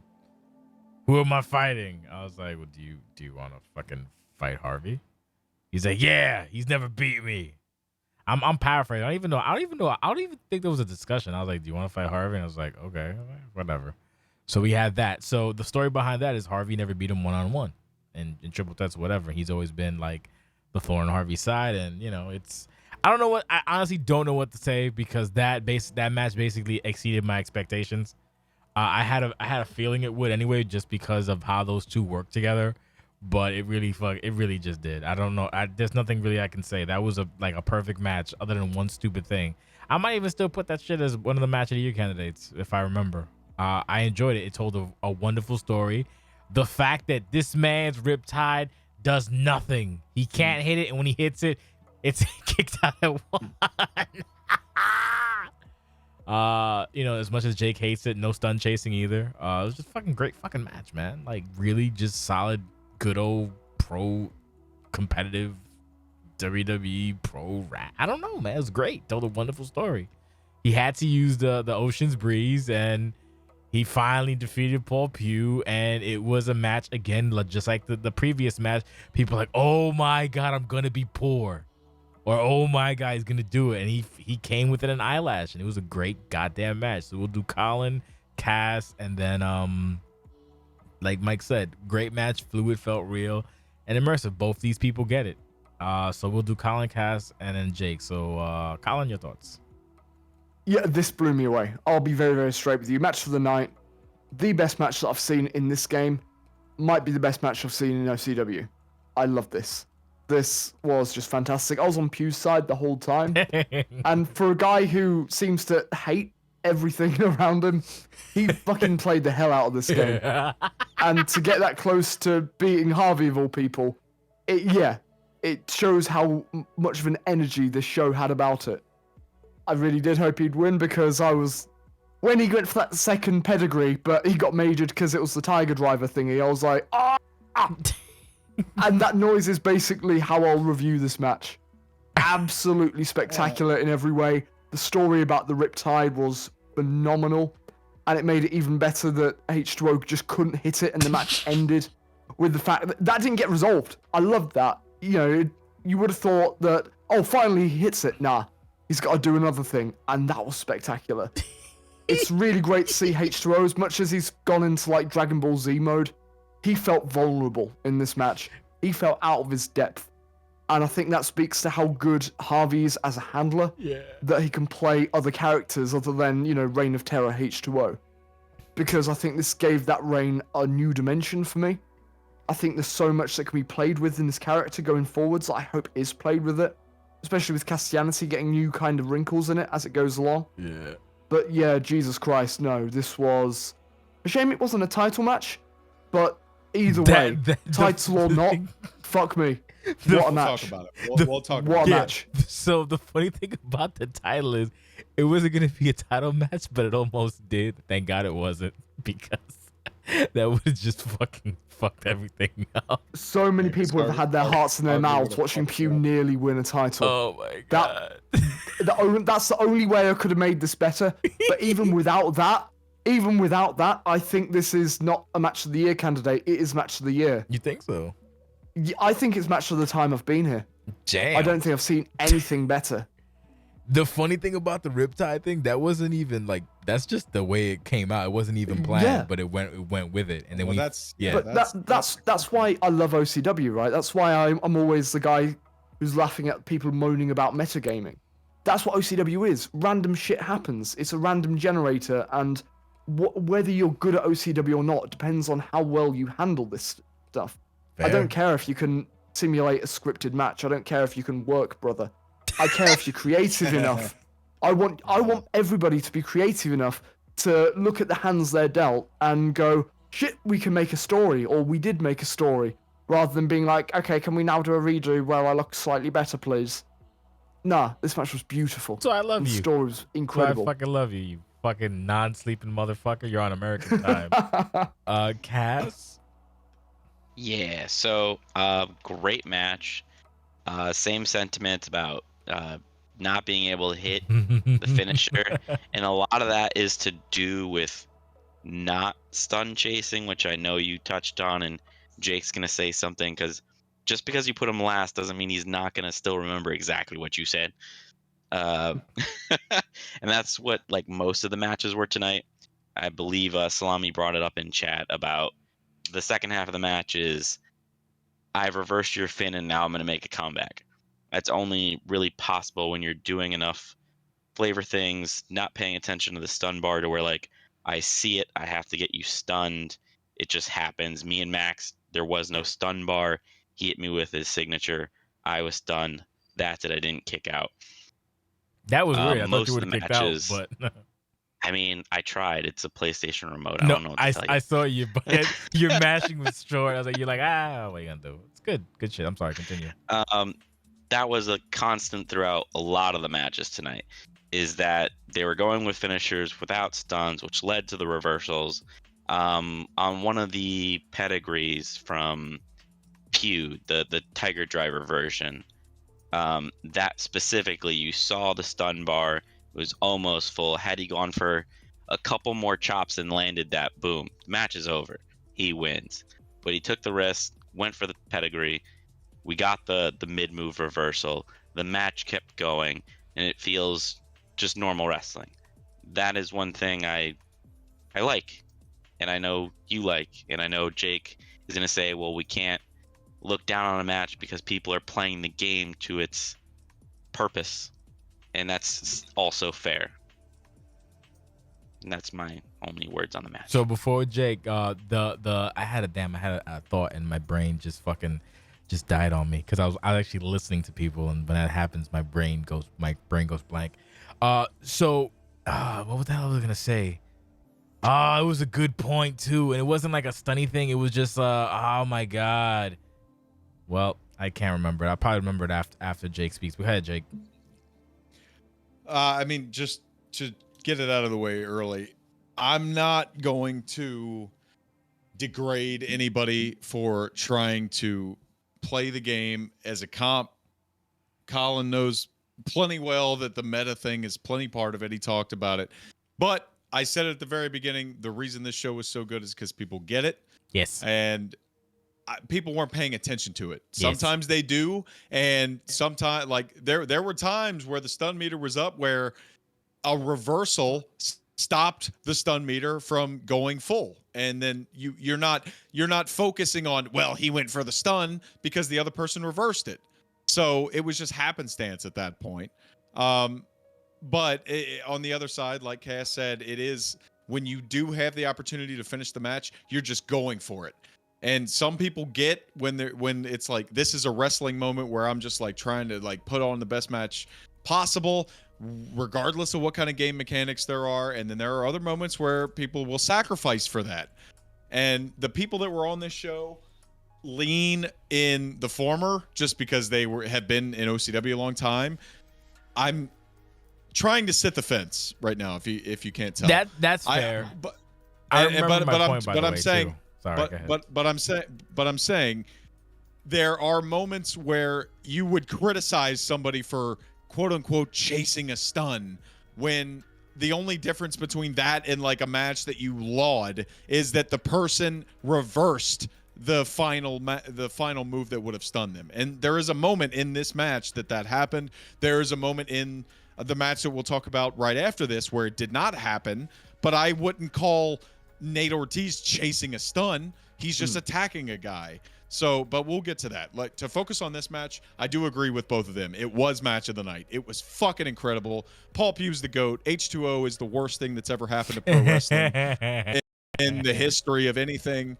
I hate him so much. The story told with the Riptide super kick was so organic feeling, and that's what makes it the match of the night. Is like neither of them you could tell neither of them went into this thing saying, oh, let's like make the Riptide like this thing that we have to. No, it just happened. And that's exactly what Colin said. He said pretty much everything that I was thinking perfectly. It's OCW is at its best when you don't force anything. And OCW is at its best when it's completely natural and organic. Sometimes that natural and organic sense leads you to these sloppy matches where you're going to call people out for chasing a stun or doing this mechanic or doing this mechanic. And other times it will just happen to where everything will line up and it ends up in Red Sun Rising. So this was the match of the night. The handlers on the show get it. These two especially get it. The fact that it was competitive just adds that much more to it. Couldn't say more nice things than have already been said. Yeah, you screaming for Pew was fucking great. Yeah, of course. Well, since we're partially on the subject, can I play my thought before I forget? Because I actually remembered it. Yeah. So I don't know if people noticed it, but Pew played the game like it was the old game in the sense that he didn't really use any combos at all. He basically would strike and then grapple, or just grapple you straight out. So that was a funny little change of what people normally do. I saw it, like I noticed it immediately that he was just treating it, I guess, if you want to say like 19 or even the older games like 12 or whatever. He just like he wouldn't basically combo for the move. He would just kind of grapple and then do a grapple move, or he would strike twice and then grapple, do a grapple move. And I just thought that was kind of cool because you can actually use this platform in that way. It's not saying good or bad. It's just, preference wise, and I think that helped. But no, whatever. It feels like you're saying good or bad. It does, because how come I can't fence it? I mean, what's the difference between punching twice, giving a little pause, and going into a grapple, and then punching twice and hitting B to do like a normal grapple? Like it just feels like sometimes Because I hate you. That's why. We It just nitpick. feels Yes, like, and yes. you did it for 19 too, and you're gonna do it for 23, and you're gonna do it for 24. Probably. It just feels like we get in this space where we get a new game, and anything that is optimized for that game is negative, and anything that harkens back to the old days is positive. A bygone So era. that's what it feels like you're doing right now. I didn't notice anything that you're talking about right now during the match. I just felt like both of them were just going for it, and it was fun. Well, But I don't think we need to lend a positive or negative credo to anything that happened in this match. Like, oh, they played like it's WWE 12, so it's better. Because we're gonna play 2K. We're gonna play 2K23, and you're like, well, back in 2K22, we could do this or that. I just feel like that's a stupid way to look at things. I don't know if I'll do that for 22, but we'll You see. will. You We'll will. see. You're doing it right. You didn't think you would do it for 19, and you're doing it right now. So You're a son of a bitch. that's how I feel about it. I feel like we're leaning Cass, go ahead, heavy. Cass. Go Before ahead, this Cass. match. Yeah. I feel like Jay's doing a bad job of actually saying what he meant, because it's not even harping that he likes that Pew played it like 19. He actually finds it, he and a couple other find it funny that he was able to almost beat Harvey without playing into anything of 22. So like he didn't do the combos, he didn't give a shit about anything like that. He didn't even do any combo breakers because he doesn't know how. He doesn't know how, yeah. So I think that's more a line of what Jay's point was supposed to be. But my point was going to be more actually relative to that conversation of stun chasing. And it specifically looks like that to me. Like it's an aesthetic thing, 100%. I don't like when the game is played a certain way. When you are hitting your signature and you're immediately devaluing it by just continuing to pick them up or do moves because you have them close to a stun. If I hit you with my sig and you're not stunned already, or I don't have you in finisher range, I'm going for a pin. I don't care how big the bar is. I'm not going to keep hitting you, so then you're stunned, then I can get you red, and then I can hit my fit. No, that's just my personal thing. So when we're on that conversation of stun chasing, it's that for me. Like early on in the match, yeah, if you see the bar going and you're attacking and it makes sense, you just obviously you keep attacking. I don't care if you get me stunned or you get someone else stunned if you're just whipping their ass. But if you purposely are just going to devalue your signature or anything else big you do because you see that bar, I don't fucking like you or the way you play, more or less. Well, I feel that, and I think we could get stuck on here, and Colin, I'll let you go. I was gonna digress. We could, yeah, we could go an hour for this, but I think it also comes down to there's a lot of contextual points in it. It's a great word. There's another part in the next match that we'll talk about, but like everybody's sig is not necessarily like a sig. Like I'm trying to think of a real life example right now. Like if Seth Rollins hits the Falcon Arrow, right? He's always going to pin for that because that's one of his big moves.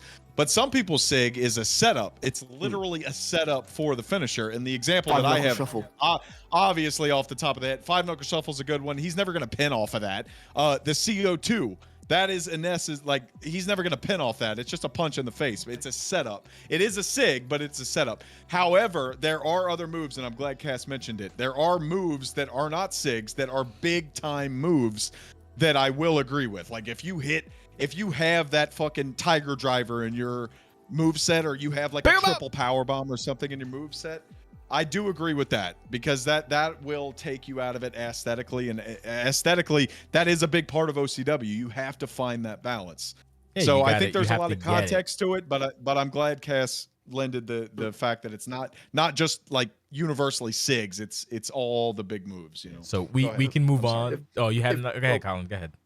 Yeah, I think my last opening statement on this is because the stun chasing thing. It's not because it's meta or whatever buzzwords people want to throw out. It's because it's stupid. I mean, I'll talk at things from a metagaming perspective to kind of punch it down. It's stupid. If you've got that bar 90% full, the other dude is going to be sweating. The other guy's not going to be playing well. That's when you hit your finisher. Exactly. That's generally how I put it to people.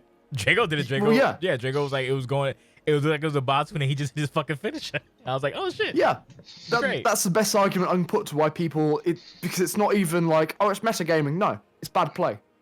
Fair hit your finisher when you know the other guy's too scared to reverse it. That's how you do the game, guys.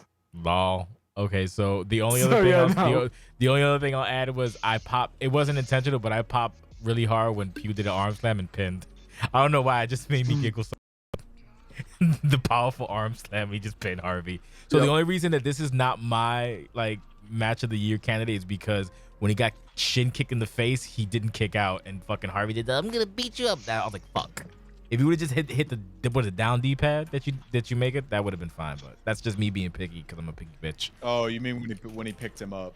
Yeah, Well, no, he kicked him in the fucking mouth. It wasn't even a bet. Like it wasn't a like a impactful move, but he couldn't kick out, or he I thought that was fine. I think that was like a perfect moment for him to pick his head up and be like, I know it worked aesthetically, but that's what bugged.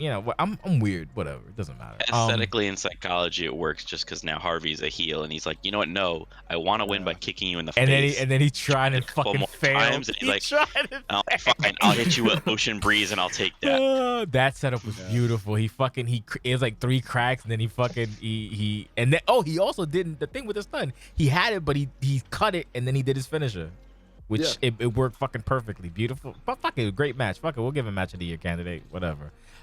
Next match. First, the video that we're wrapping up soon. So we got the video with I've watched that video like fucking 7 times, 8 or 9 times when I was in my happy phase before life shitted on me. But yeah, that fucking promo video had so much like history and lore, and the cut of Quartz winning the championship at Lucian in London, and then Nate watching from the back. That was, oh my God, fucking chefs. That's me kissing a chef's hat with a kiss. That was fucking amazing. Love it. That was fucking great. And then just the whole story being told, and then it gets to the little card animation. Oh, it's done. No, it's not done. And then you have the whole breakdown of the actual match and the fucking editing. Oh my God, it was so fucking great. And then at the very end, that fucking belt title. Fuck, that's so good. Fuck so you. Good. So talented. Oh, Amp is so talented. I'm not gonna do any videos because I suck. Fuck you. Stop trying to take my gimmick, bitch ass motherfucker. Great fucking video. So we'll do Colin, Cass, and then Jay because he was in this fucking match. The only other thing I'll laugh about is this game fucks so many people, including Nate Ortiz. But thank God, because if he would have won, that would have been fucking whatever. I want him to win, but fuck. So Colin, your thoughts? So my first thing I would just say about the match is I really enjoyed how everybody expected John Carter to show up when the guys started circling around the ring. Nobody cares about John Carter. I kind of feel like the opposite. I feel like that was sort of like, it showed that on it's minds. Still, yeah. Fair enough. The fact that it could come at any time is still keeping people on tenterhooks, so it's kind of effective. Yeah. And I'm amazed that Quartz and Nate are the first people to do that sort of walk around the ring to get to the right position, because that's so clever. Yeah. It's so good. But yeah, no, really, really good match. Very close match. And I genuinely thought Nate had it when he missed that stun and didn't hit the finisher there. But this had me nervous, this match. But no, spectacular. Quartz, I'm really enjoying Quartz's run at the moment. And sorry, I'm just trying to rack my brain for everything that happened, because this match had so much going on, right? Because you also had the end thing with fucking... No, we'll talk about that too, but... We'll talk about that. I think he's focused on the video. I think Jay's the video, shit. Well, you can go into the match. The video was fucking awesome. You know how to talk about the video itself. Yeah, no, the video was really good. If he wants praise, it was a good video. Tell him it was a good video, Colin. No. You were okay. I'm not gonna get into it. I would have absolutely shat on you if you didn't include the iconic drum fill, but no, you did. He did. Video. He included the iconic. I was waiting for it, because I was waiting for this to be one of those really shit remixes, right, where it's just like a girl breathily singing, and they forget everything in the song. It's just some wanker with Metropolis Arc on the pirated copy going da da dun da da dun. No, awesome. I have to tell you before you continue, Colin. The video that I used for that was from a different cover of the song, because the one that they did was exactly what you just described. It was garbage. I had to go get a different. I had to go get a different cover and then time it out to where the sound was the same as the drum. It was so like every beat of the song was fucking. Oh my God, I remember. And then it fucking shows. God damn it, that was so good. Yeah, no, it was fantastic. And that was in that case a great call to put that in. So yeah. Fucking. So it I was imagine we'll so get to the match good. later. But It yeah, was good so match, good good. video. Fucking. Really good. Fucking. Fantastic Go ahead, package. Cass. Oh my god. Fuck. Don't moderate my shit. Go ahead, Cass. There's a few things very talented people have in common, Don't tell him that. and it's they hate their own shit. Yeah. So throughout everything, I've always hated my own art. I get complimented all the time. Don't fucking take it. Courts, I also say I'm terrible at this fucking game, and I know on some degree I'm really not, and I downplay my own skill. Jake's doing that left and right. Jake is fucking talented as shit. Don't tell him that. He's grown so much since he's been here. Ooh. I told him he'd be a world champion. I told him he'd be great. He is great. These videos are fucking fantastic. The match with him and Nate is great. My only critique during your little walk around the ring, you should have played my music just for kicks, just to get people tease it and then never That's pay it funny. off of me coming out. That would have been great. That's funny. Russ would have lost his fucking mind. I would have lost my mind. I think everybody would have. Not Would have been absolutely fantastic, just for you guys to chuckle it off. You know, And of course, going into the post match, this is part of the things on why I didn't want to do certain matches with other people. Wanted to keep it kind of precise to the same thing, like different opponents but same people as Summerside. And of course, now we kind of know that the match we somewhat set up here isn't going to happen, because Spider would then be double booked at Don't Come to New York, so we have other plans. Oh, Don't worry. Don't worry. Yeah, Everything is good. Everything is fine. Yeah, I was like assured, and I was like, don't fucking assure me, and then I kind of put two and two I had together. to assure him. You fucking assured me through a third party. Go fuck yourself. I have to. I don't have a choice. So I guess any It's my thoughts on- turn. Is it? I thought I Yes. thought he had more to say. No, Yeah, go I ahead. didn't. Go ahead, Jake. No. Oh, did you have more, Cass? No, you're good. Okay, yeah. So yeah, I think I Jay, like you, I have watched it back a million times. I do that for all my packages, just for like quality assurance or whatever, and just I just enjoy it. But I'm not nearly as technically skilled as like Max or Colin or Empress. They have me beat in so many different technical areas. But what I do, I will admit that I am strong in is themes and music, like timing and all of that good stuff, and like telling a story through the video packages.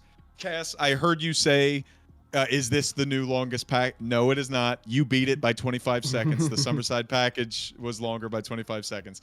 But this one did the same thing. If you go back and watch it, all of the lyrics match up with everything that you're seeing on screen, which I'm very proud of.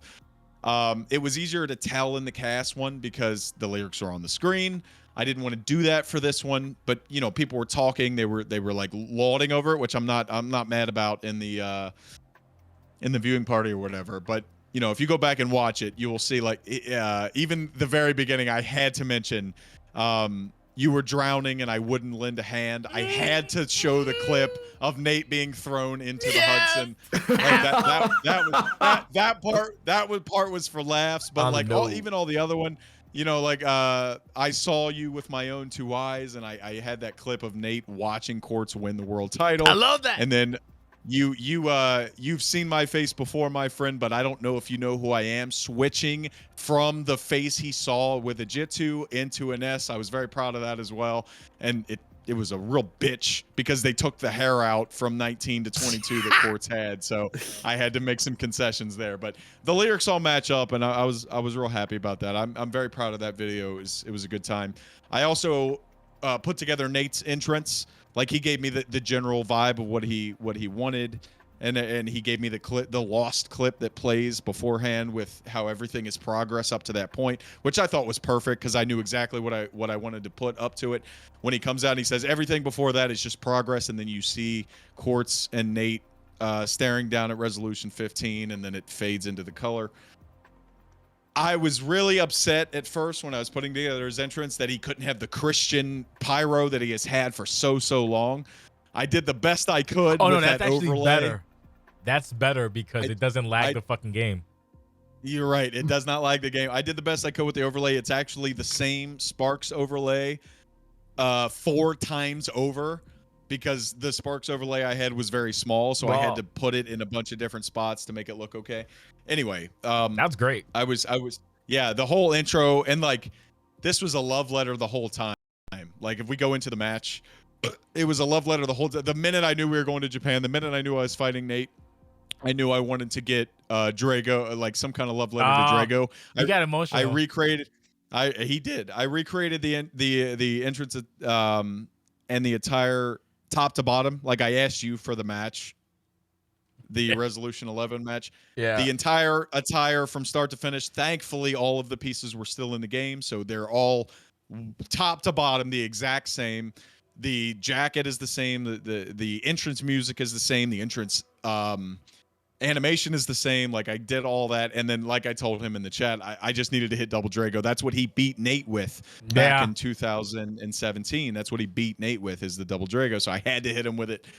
That was a lot of fun. I also tried to hit him with the pedigree and the spear multiple times, and you saw how that worked out. And that's again like what Colin has talked about so many times. Is like the most fun things are when they're organic. I went into the match thinking, like, I'm going to hit him with the spear because that was like the pivotal moment in our initial match back in August of 2020 is when I hit him with his own spear using Move Thief. So I equipped the spear and I'm like, I got to hit him. So I tried it right out of the gate. Didn't work. I tried it after the sig. Didn't work. Tried it later. Didn't work. He was ready for it every single time. So that was a fun story that was told as well. The match, I went into this thinking it was like my magnum opus. Like I'm like, this is the best match I've ever been a part of. It was phenomenal. That ending sequence where we go back and forth between the finisher. We have both been hit with one finisher, and we went finisher reversal, finisher reversal, finisher reversal, Black Phoenix, and it was fucking wild. Like to be a part of that match, it was really crazy. It was a lot of fun. I did recreate the ending segment with Nate shot for shot. Yeah. So if you were here for Resolution 15 and you saw after Quartz beat Kassidy Hayes and Nate Ortiz, Nate gets back in the ring. I recreated that whole thing shot for shot, except the ending this time wasn't Nate just walking away. It was the whole handshake and everything. I was fucking high art. That's definitely one of the match of the year candidates. This is exactly what I wanted. What I want out of an OCW feud and match, because like the whole argument we had with John Carter earlier, like story is what matters. Anybody can go into a stupid fucking comp match and just have a match, like whatever. Like it's the story, it's all the surrounding context and the elements that make it fun. This match and the main event, like I think illustrate that perfectly. I'm very pleased with what I was able to put forward, and I'm sure we will talk later about what happened after the handshake. Oh yeah, we're gonna talk about that right now. But yeah, no, I like you mentioned, like when it works, it works. But I don't know why you don't want to fight Johnny Dicksucker and just get stunned and whatever. But that's just me. No, that fucking. I know for a fact he tried to spear you and it big booted you, so that was hilarious. He's like he also tried to Ortiz Express me when that moment that Colin's talking about. Yeah, he held RT and hit X, and I guess either he didn't hold it down long enough or he was holding LT something, but he ended up doing the uppercut, which I did not reverse. So, and then he did it later where I thought the spear was coming. I did not time it right. He hit me with the boot accidentally. If he would have tried the spear, there would have been a new CCW champion. And while we're here, I will mention this match was never supposed to be for the title. Nope. But knowing what I know about Don't Come to New York, and I knew what the plans were, I'm like, I have to defend the title. I can't go 2 big pay-per-views in a row without defending the title. I would feel bad about it. So I'm like, should we have this title match for the title? And Jay's like, you know what? Fuck it. Let's do it. So I told Nate the day of, and then we both got even more hyped up for it. He did know going into it, obviously. I would never have a match where I'm like, oh, now that I won, it was for the title. So like he was. Yeah, go ahead. If it was LT or RT and X he hit, that's signature buttons, which is why he did the uppercut. he needs to hit A. Oh, Yeah. so there it is. Yeah. Yeah. There it is. Yeah. So Oh he my must have God. hit the wrong button. No, whatever it was, it was. Yeah, there's You know, twice. it's just one of those things where people like just the organic stuff is always the most fun. Yes, and it's again, it's about people who fucking get it. You tried the pedigree also. Everyone's doing the pedigree And he like countered it, Pew yeah. like Dan gives a fuck. He does not care. It's hilarious. Like everyone's doing the pedigree. No, it was more. I know Aries' thing is more about like going after other legends or whatever, but Yeah. mine was just because he has a storied rivalry with Yeah. Pew. I wanted to get in his head. But It's funny that wasn't because gonna happen. all of the beats you wanted to get, you did not hit, but he hit you with 3 kicks of Calgary as soon as Exactly the match right. started. Yeah, that and that fucking was mad. organic too. Yeah. I was so mad I didn't reverse any of those. I was so fucking pissed. What are you doing? Oh fuck! What are you? Stop! Fuck! Fuck! Go ahead. No, that yeah. So I think that's also someone write that down. I'll forget it. I think those two definitely would be match of the year candidates. God damn it, that's fucking crazy. Fucking. I think Pew and H2O was a little bit better, but because of all the craziness that happened around it, like the story and the package and everything, I think that'll boost us up a little bit. But we can talk about still the, a good fucking match. the Like it's still ending there was segment. still 2 fucking solid matches. So yeah. So the ending. For sure. So Yeah. the funny thing, the only thing about the ending is fucking. He didn't mean it, but fucking Dupree basically fucking Bobby Heenan. He did. It was so funny. I heard him in View Party. I always step away during Yeah. my matches and segments and stuff. I But was- I heard him, and I'm like, Timmy, are you fucking kidding me? You're gonna call this like shot for shot? He didn't even fuck. He's like, oh whoa. You heard him. He was like, Here's what I want, and he called it shot for shot. It was bullshit. You try, Jay. I heard Jay try and save it. He as soon as he said all that, Jay was like, "Yeah, right." yeah, I was though like, he yeah, knew what was yeah, right. I was coming. one of the fucking book CQC told me to suck his dick. And then fucking I hear the people. I think I know what's happening. Me too. I was like, you fucking smart Mark. I was the only just because idiot. of Dupree. I'm the only idiot who fucking I didn't catch anything like when it was happening. I was like, oh shit, like is Max gonna come back out or who's gonna help him out? And when that I was remember I've been sick for 2 weeks, so when the fucking thing, it's fucking Dupree Bobby Heenan. When I heard the music, it didn't occur to me. I literally was in shock. And then I was trying not to scream at the top of my lungs because where I live in the PJs, motherfuckers can hear me everywhere out the window. My window was open too, so I know people heard me outside yelling at the top of my fucking lungs. I just covered my mouth and fucking was just like, oh, let me just fucking control myself. But I was like Max said, I was making fucking squeaky noises. That's how you know I was into it. Like it's just, again, like motherfuckers be struggling to oh, I'm winning, and then these motherfuckers out here just making iconic moments. But I put it to you in context like this. Some people want to fucking, I don't want to be negative, but some people want to like, oh, I'm the shit. You don't have a fucking guy who has accolades out their ass who's gonna be a legend, like paying homage to a fucking legend prior to him. Like I don't know how to make it sound like a dick. It's just shit like that. Like the thing with Drago and Quartz. That didn't need to happen, but that just gives the equity to both characters and handlers, if that makes any sense. That's just, in the grand scheme of things, when motherfuckers are trying to be like patting themselves on the back, like when you get to that level, pat yourself on the back. Fucking Melon's out here trying to hold back tears and shit, fucking for the tribute act. But yeah, nah. Where the hell was I? Yeah, that entire fucking match was an emotional roller coaster ride, and I enjoyed it wholeheartedly. I lost my train of thought completely because my brain doesn't work sometimes. And I didn't get to mention. Oh yeah, I don't want you to move on without. Yeah. the ending Oh of it, my yeah. god, no, that was. So- go ahead. Yeah, go ahead. No, Now you that go know. ahead. You go ahead. Talk about it. Okay. Yeah. The ending segment. I told Jay when he reached out to me that I'm not just gonna bring back CQC for some random bullshit. And it's like funny that it lined up with the whole Kasstianity story that it ended up coming here anyway. Because he initially reached out and he's like, "Hey, I want to do this wacky like highlight show, and I just want to have a random CQC match." And I'm like, I'm not giving away a CQC return on some bullshit house show. But it ended up like the fact that Cass was fighting Max, and like that's like the whole build up with Quartz going back and talking to all these people and trying to get them to fight against Kasstianity, and Rust obviously his history with Spider and Cass. Like we were able to make it work.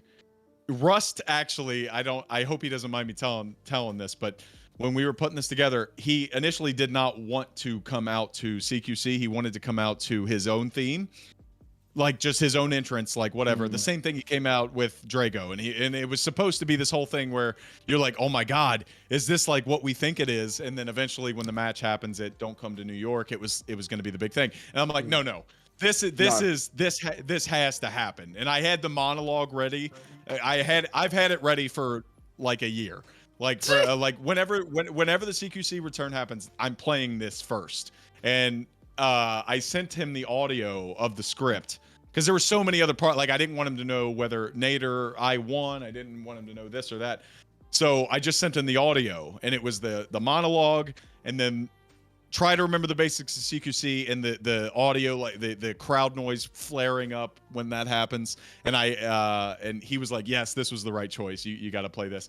And I included the old school video because back in the day in 2018 when CQC was a thing, I didn't really know what I was doing. So I just used the in-game video creator for our entrance. So I went back and got that same video for the big explosion for the CQC theme. I knew it would pop Jay. That's the only thing I gave a shit about is like, I want Jay to lose his mind. And I had to cut some audio from Jay's reaction because he screamed over the whole thing. So I only kept like bits and pieces of it. I chopped it up. And like the initial part of try to remember the bait, and he goes, what? And like it peaks in his voice. It was like, it gave me so much joy. So I screamed a lot. I was very happy how that whole thing I screamed a lot.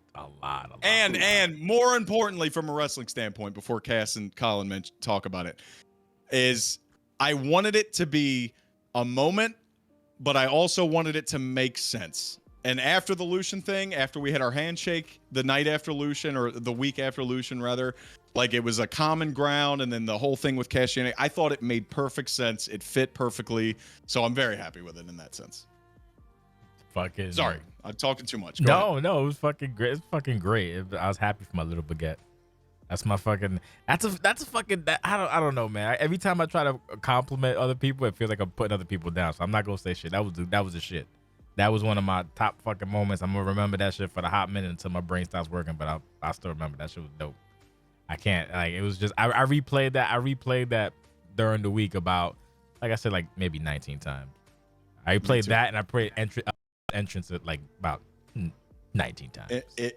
Empress's entrance, which we'll get Fuck to. that fucking thing. Any Colin or Cass, any thoughts on that, or we can move on? Yeah, I mean, what I will say is that I think this was one of my favorite moments of the show, and one of my favorite moments of my time in OCW. Like, I wasn't around for CQC, but what I think a lot of people have done an amazing job of is making CQC feel relevant for the last 2 years, despite not being a thing. Yes. Yeah, they've got a lore behind them. Yes. They keep being mentioned. They're hanging over OCW in a really, really effective way. So as soon as the Metal Gear Solid sample came on, I was in this moment of like, wait a minute, no. And it just built until I was like, no, they're really doing it. Then you get that theme song, which is one of the best themes in OCW. Yes. As is, and well, I'm just going to shout it out. Hurt Rapture from Nate, one of the best themes in OCW as well. Yes. The music was just on point tonight. This is why people get it. They don't have bad themes, people. But anyway, no, this was one of the biggest moments of the show, one of the biggest moments in OCW. I can't wait to see where it goes. Yeah, no, I don't want to think about it. Maybe I'll start making noises again. Cass. Sorry. I was a part of it, so it was great. I didn't see it. I just uploaded my call. Jake had it. I knew roughly what was going to happen between me and him, and then with Rust. I didn't know, of course, the ending of his match. Same way he kept Rust in the dark, kept all of us in the dark. He's a professional. Good. Yeah, no, I loved it. It was great. Fucking goddamn it. And I'm gonna kick their ass at Don't Come to New York. So try to remember the You basics wish. of CQC. God, I can't. Let me stop. I'm gonna fucking lose it again. I love that. y'all shit learned so much. under me and Spider. Fuck Spider. Anyway, Which, yeah. yeah, that we can't. We'll talk about New York later because New York is fuck. Stop it. So now we have the Empress video package, which fucking Jake was like, I suck. Buried alive. Oh, my only complaint, I didn't like the numbers, but they made sense, but I didn't like them. But Cass like, oh, numbers. Yeah. So Really? yeah. I told them that. That was the whole fixture of the thing to me. Or that maybe, was like, maybe that was the they draw. maybe because they stood and they didn't fade away. I don't know. That was my only complaint. But no, fucking, it basically told the entire story of the rivalry, which by the time we got to this match, we were also emotionally just drained. So if you notice, I was babbling like, well, they have similar paths. They do. They're both Valk is 2-time women's champ, Empress 1-time women's champ. Valk is like women of the year, whatever, and then Empress women of the year, whatever, and then rookie of the year, like shit like that. They both had literally the same accolades, except maybe one extra title, and I couldn't get that. I could not break that out because I was so just fucking drained mentally. But the White Rabbit thing, that was a mix I made. And I know whenever music comes up, I'm like, oh, Khan's gonna fucking shit on it, and I just don't want him to say anything. But I'm not that bad. Well, no, I think it came out okay. But so I've been sick, so I was watching Platoon, and I heard White Rabbit, right? I was like, oh, I remember this song, and then I wound up watching. There was a movie called The Game with Michael Douglas, and there was a remix of it, so I saw that part, and then I was sitting on my computer, and I saw that thing on WWE. I was like, oh, the universe is telling me to use this song. And then right after I did the thing for Valk, I just kept seeing it pop up on WWE. Like, I was like, God damn, fuck it, whatever. Hopefully Bray doesn't show up before, but whatever. It worked out. It was a good fucking song. And then showed the graveyard, and the keyframing on the graveyard popped me. They don't really. It's really hard to do anything creative in this motherfucker. But yeah, so the keyframe on the graveyard, a high definition 4K Valk with the fucking Twitter attire was the shit too. That was fucking great. And then Emp with the hyenas and the fucking, she had her click with her. I only know the one guy, Daiki, the other guy I don't remember, but I saw him prior a couple times that she used him. The hyena shit was great. The fucking the voice mimicky thingy was fucking like, I don't know, dude. But the fucking yeah, exactly, Max. The fucking Rhea Ripley stomp, I replayed that. I'm gonna say I replayed that shit about 20 plus times, just because the way it's black and then you see the fucking hyena thingy in the back. Oh, that's fucking so good. So fucking, oh my God, bro.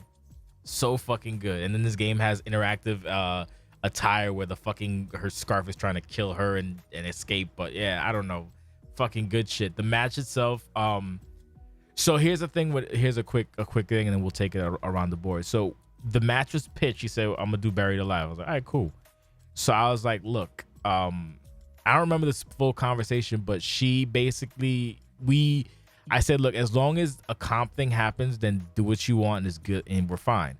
Whenever people do fancy shit or goofy shit, I don't care, as long as, number one, it's clear that I find some indicator of who won via comp, and two, I know ahead of time so that I'm not surprised and annoyed, because by nature, and Jake knows this, and whoever knows me for a long time knows this, that I don't trust people, because you motherfuckers, a lot of people are just full of garbage. So as long as I'm kept abreast of the situation, I can react accordingly and whatever. So that's what happened. So, so the match took place. There was an issue with lag.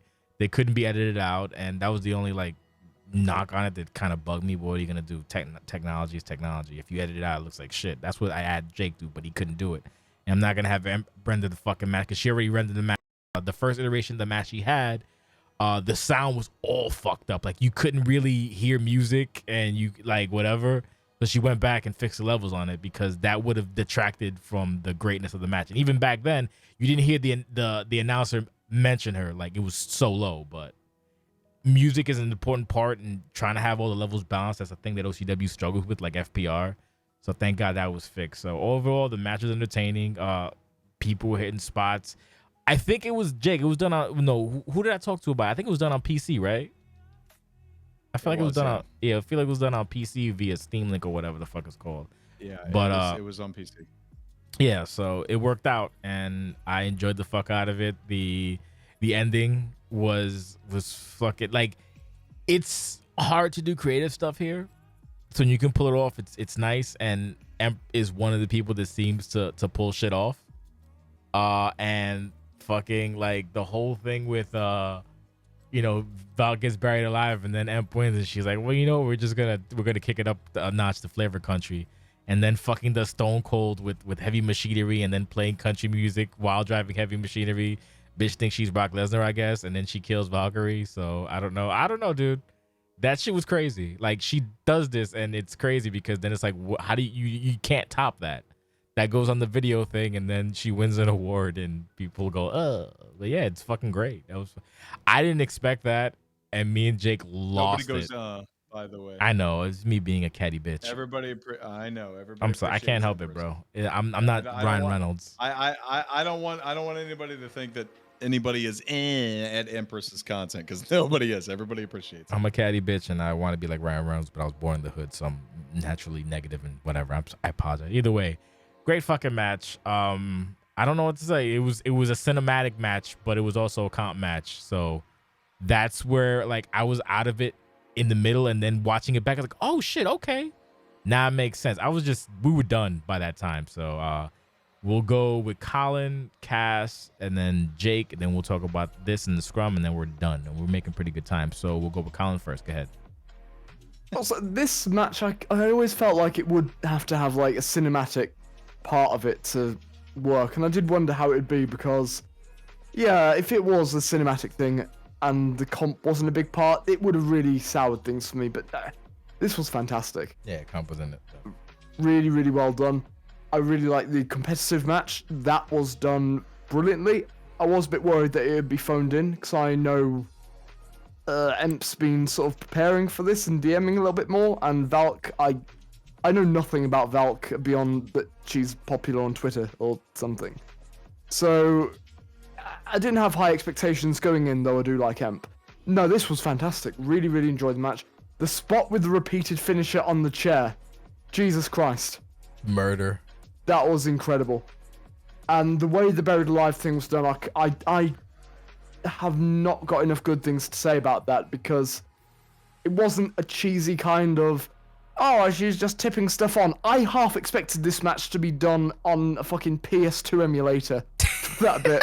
And it just goes to like stuff being pulled down. Low poly, But, yeah, I half expected that, to be honest. But no, the way it was shot from Valk's point of view, it was like a fucking horror film. This woman is dead.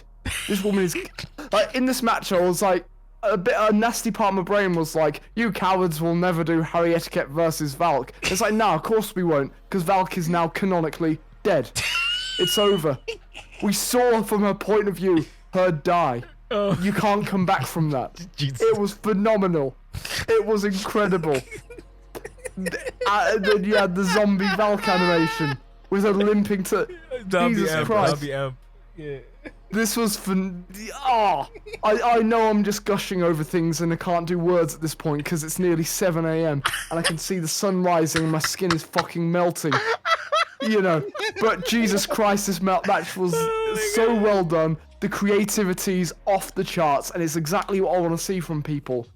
And it even though I know, obviously, I don't want people to kill themselves and run themselves into the ground, I will always love Emp's content. For me, it will always be top tier. And whether the GM run is like a short time thing, where she's just going to appear here and there, or whether she's kind of dipping her toe for something bigger, I'm going to enjoy every moment of her being around. Because she was one of the key players that made this show the best match I've seen OCW, the best show I've seen OCW do in general. Yes. More people should be like her. That was 16. The last one we had was 16 years ago. That's crazy. That's another reason why I was like, you know what? Just as long as there's comp, I'm fine. And there was comp. And then they took it home right after. But it was fucking like, oh my God. The 619 comp.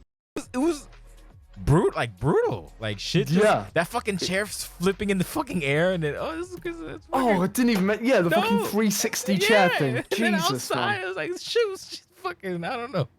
I'm sorry, just fucking Colin going crazy. She's dead. I want her dead. I want her family dead. Dude, you saw it. You saw her being like, oh no, and the dirt was all over her. She was gone. Like the only bad thing about that match is that I didn't see Emp's soul leave her body. Because that would have been a great keyframe moment. Just imagine that, just like Emp's ghost kind of like floating up into the ceiling. Emp won, you psychopath. Oh, sorry, Valk's ghost. It's, as I said before, I have limited time. I can already feel the sun's cold embrace upon my skin.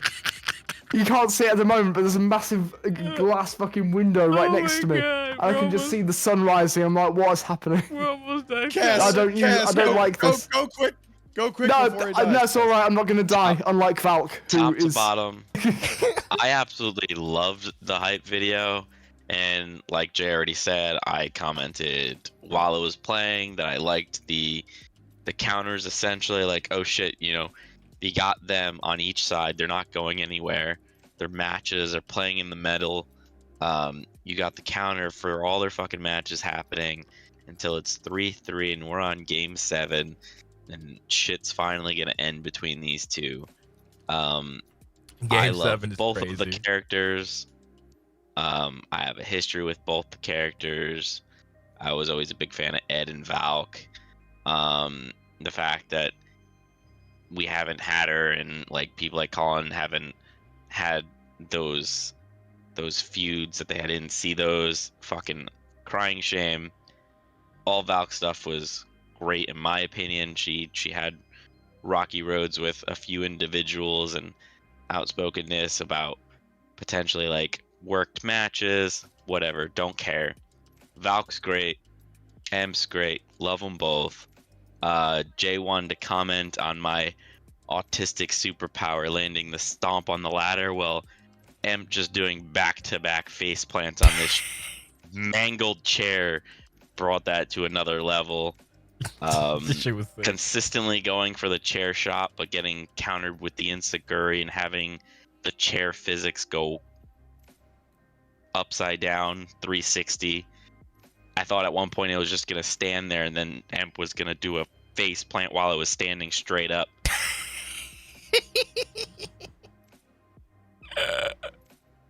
To have a cinematic match like that, yeah, I don't know who's gonna top that.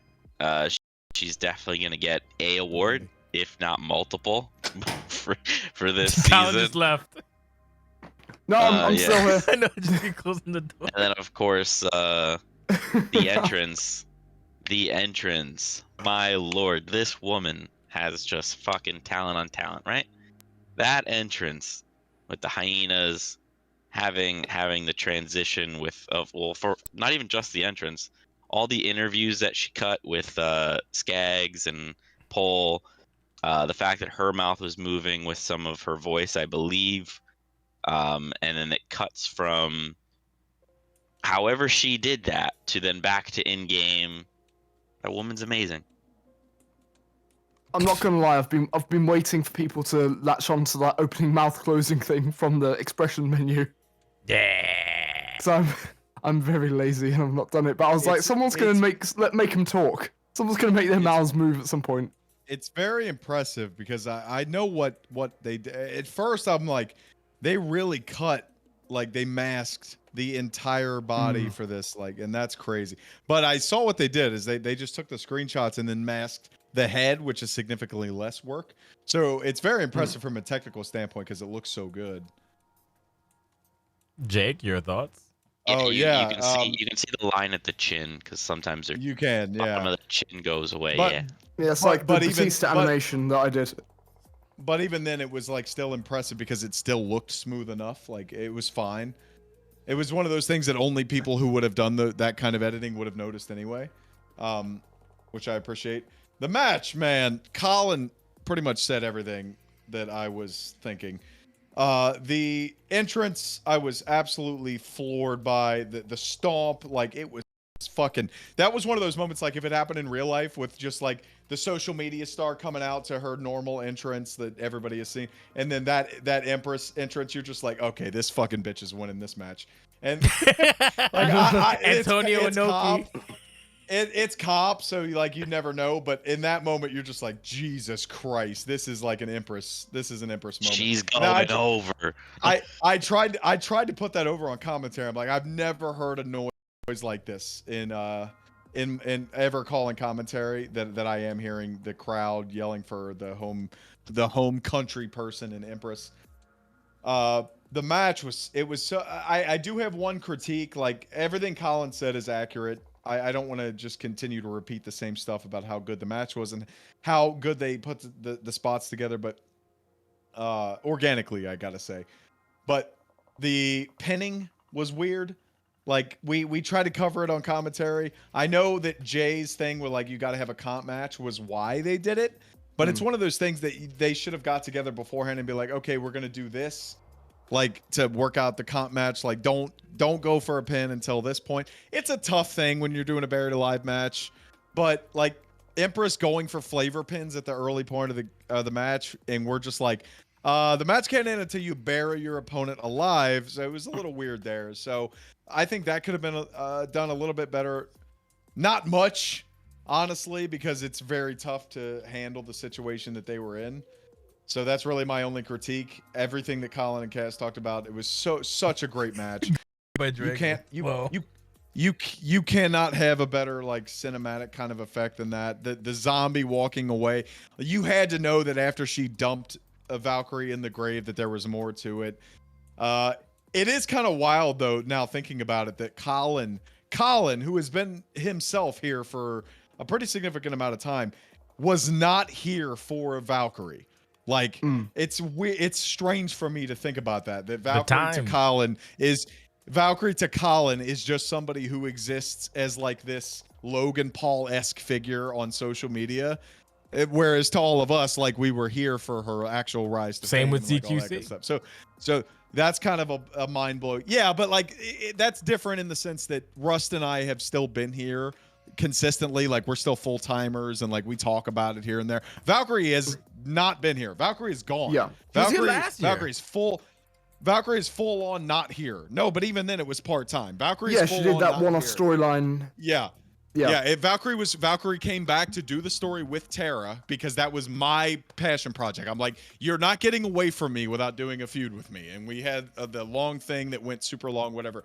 But like as like a full-time booked on weekly turmoils and riots, booked like just that kind of roster spot. Colin's never been here for that, and that's kind of jarring for me. That's kind of crazy. But the match, it was when I rendered the Nate Ortiz and Quartz match, I rendered it with I rendered it with like that lower right hand corner, like, oh, this is the end of the show, like all rights reserved, that kind of thing. I rendered it with that. So Jay and I watched it with that because it's a CQC comeback. I'm like, there's no fucking chance anything is upping this. And then we watch that, and Jay's like, no, we got to watch this last match. So we watched the last match, and I'm like, Jay, you're absolutely right. This has to be the main event. Like, I was totally fine with that spot. This earned it. Like, the whole build-up with the intro and everything with Empress, that fucking hype package with because I actually didn't even know it was a Game 7 situation. I knew they had a feud that stretched back like 15 months when they were both fully active and full-timers or whatever, but I didn't know it was like a Game 7 situation. She framed it so perfectly, I think, as she always does. Huge fan of the hype video, huge fan of the match itself, and like Colin said, very, very interested to see what kind of role Empress plays in the day-to-day of OCW going forward. That's gonna be funny. I can't wait for people to ask for Pixels. Pixel me MP. Wow, that's a new one. Pixel me mommy and Pixel me MP. So that being said, we have the end credits. Nothing. Fucking, I wanted to make it like a movie, and then stupid shit happened, so I had to just use Emp's intro video instead of what I wanted to use. But what are you gonna do? I think I mentioned everybody for the post credits, so thank you for that. And then Draco's little bonus thing, which was amazing. He's like, "Can you put this at the end of the show?" It was great, made me laugh. It's one of those deep meta Draco jokes from his fighting stuff, so good for them. Last two things on the scrums. I just wanted to, because the web show's not gonna be up till later tomorrow. The fucking scrum I know that Mugen wanted to like do a thing, so he was asking if I made one. I didn't, and I made them, and then she put them in OCW, and I guess the only people who did it was her and him. But so It was pretty late, to be fair. yeah, Like, no. we didn't have any time to do it. No, it's fine. Yeah, no, it was like 0 hour kind of shit. Like I think it was Tuesday or Wednesday, whatever. But Emps one was hilarious. How do you feel coming back to Japan? I live here, you fucking idiot. Next question. And then Excellent. I saw Mugen's was like 5 minutes. I was like, I don't know. I like because I'm in a good mood. And then Mugen just basically just to open up a role play with fire. just peeking in the background. Oh god. He's just fucking screaming and talking shit and swaying. I actually lost my I almost fucking choked laughing. It's so stupid. But yeah, no, there you go. Maybe we'll have scrums in the future if they're gonna be like that. I don't know, bro. Those fucking as a potion. Any thoughts on the scrums? Colin, Kaz, Jake, anybody? Yeah, we were solid. At that point, I'm not gonna lie, I was just drained from the 3-way run from Pew to Quartz to Emp, so I was like, yeah. But I just kind of took it as a cool down, but it was fun. I was just waiting for someone to do a CM Punk parody. It was I agree. It was a fun, low stakes way to end the show because I was exhausted at that point, and you don't really need to be fully emotionally locked into something like that to just enjoy it and laugh. And I think it was a good way to end the show. Gas, anything? Usually I don't care for most voiced things because it's not pulled off super well. I agree. Mugen knocked it out of the park. It was amazing. Empress's text version also hilarious. But in fact, they also did it entirely different ways, with Mugen being very small, sit down, far away from the camera, and then being very big. She's like at the podium type of deal, and just in everyone's face. And drunk as fuck. It was just killed great. somebody. So Right. the last little thing is we didn't touch on, but I'll just say that horse dying in Japan was well worth it. That was worth That was a great segment. The But- fact the way he got put through that table, great. That was a Yeah, 6-minute really, really segment. So, but I think it was worth it just for that. So I just wanted to He make sure I had a didn't full forget that. entrance like a dick. Yeah. Yeah. I mean, yeah, we all love horse, and we all love to break up the matches with good stuff. But yeah, I did notice that he specifically went out of his way to have the whole intro. To have a full fucking entrance, but that's what made him fucking dying even better. So I love how Horse actually just can't burn something. He needs to put it on a table and then burn the table. That's his thing. Yeah. Yeah, he's not got fire powers. It's just tables. That's the only thing. drunk horse. Okay, so we're done. We just hit about 2 hours, so it worked out pretty good. It's not 5 like last time. So we'll do closing thoughts. We'll do Colin, Cass, and then Jake, and then we'll be done. So Colin, any closing thoughts?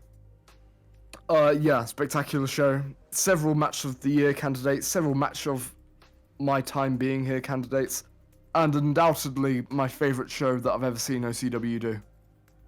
Yeah, fuck yeah. Cass, anything? There's gonna be multiple awards given to something on this show. God damn it. Multiple things on Yeah. this show. Yeah. If not straight out award winners, they're gonna be nominees. It was a great show. Emp lobbied for it hard. She did a lot of work. She did an absolutely excellent job. The card delivered, maybe partially due to purely Jake's fuck you to Jay. Yeah. So Yeah. everything makes You're the welcome. clock tick, and I enjoyed it. Yeah, show of the year so far. Matches have really been improving to me from a visual standpoint, and it's great. There's very few of those matches where I'm just not toned into because of certain aspects. Everyone keep it up. Everybody fucking got it, Jake. Yep. A lot of what Cass said. It's kind of wild that this was the show of the year, given Lucian was very, very good. This isn't a situation where we had a bad Lucian, so we had to have like a post Lucian like cleanup or whatever. Summerside also very, very good segment wise and everything. I think what helped this a lot is at places like Lucian and Summerside and some of our bigger shows, we are really lifted up by some like massive segments that happen. Whereas with this show, it was like 9 bangers, and we did not have very many segments to break it up. And like, despite the fact that it's tough to like keep your energy throughout 9 matches, all of these delivered, and it was paced perfectly. So shout out to Jay for like his card order, because that's always a very difficult thing we go through for every pay-per-view that we call. So shout out to you, and I mean just in general, shout out to Jay for everything that he's gone through over the last few weeks with his health and everything he went through today. The fact that he was able to commit to this and get the show done is fucking bananas. A mortal man would have said, I am dealing with X and Y IRL and we're putting this off till then. Like, so, I mean, you deserve all the credit in the world, past anybody who submitted content for the show.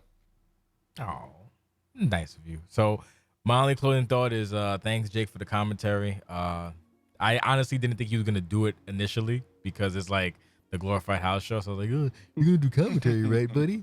I thought you just like, I just want to watch the show. But, you know, so they worked out with that.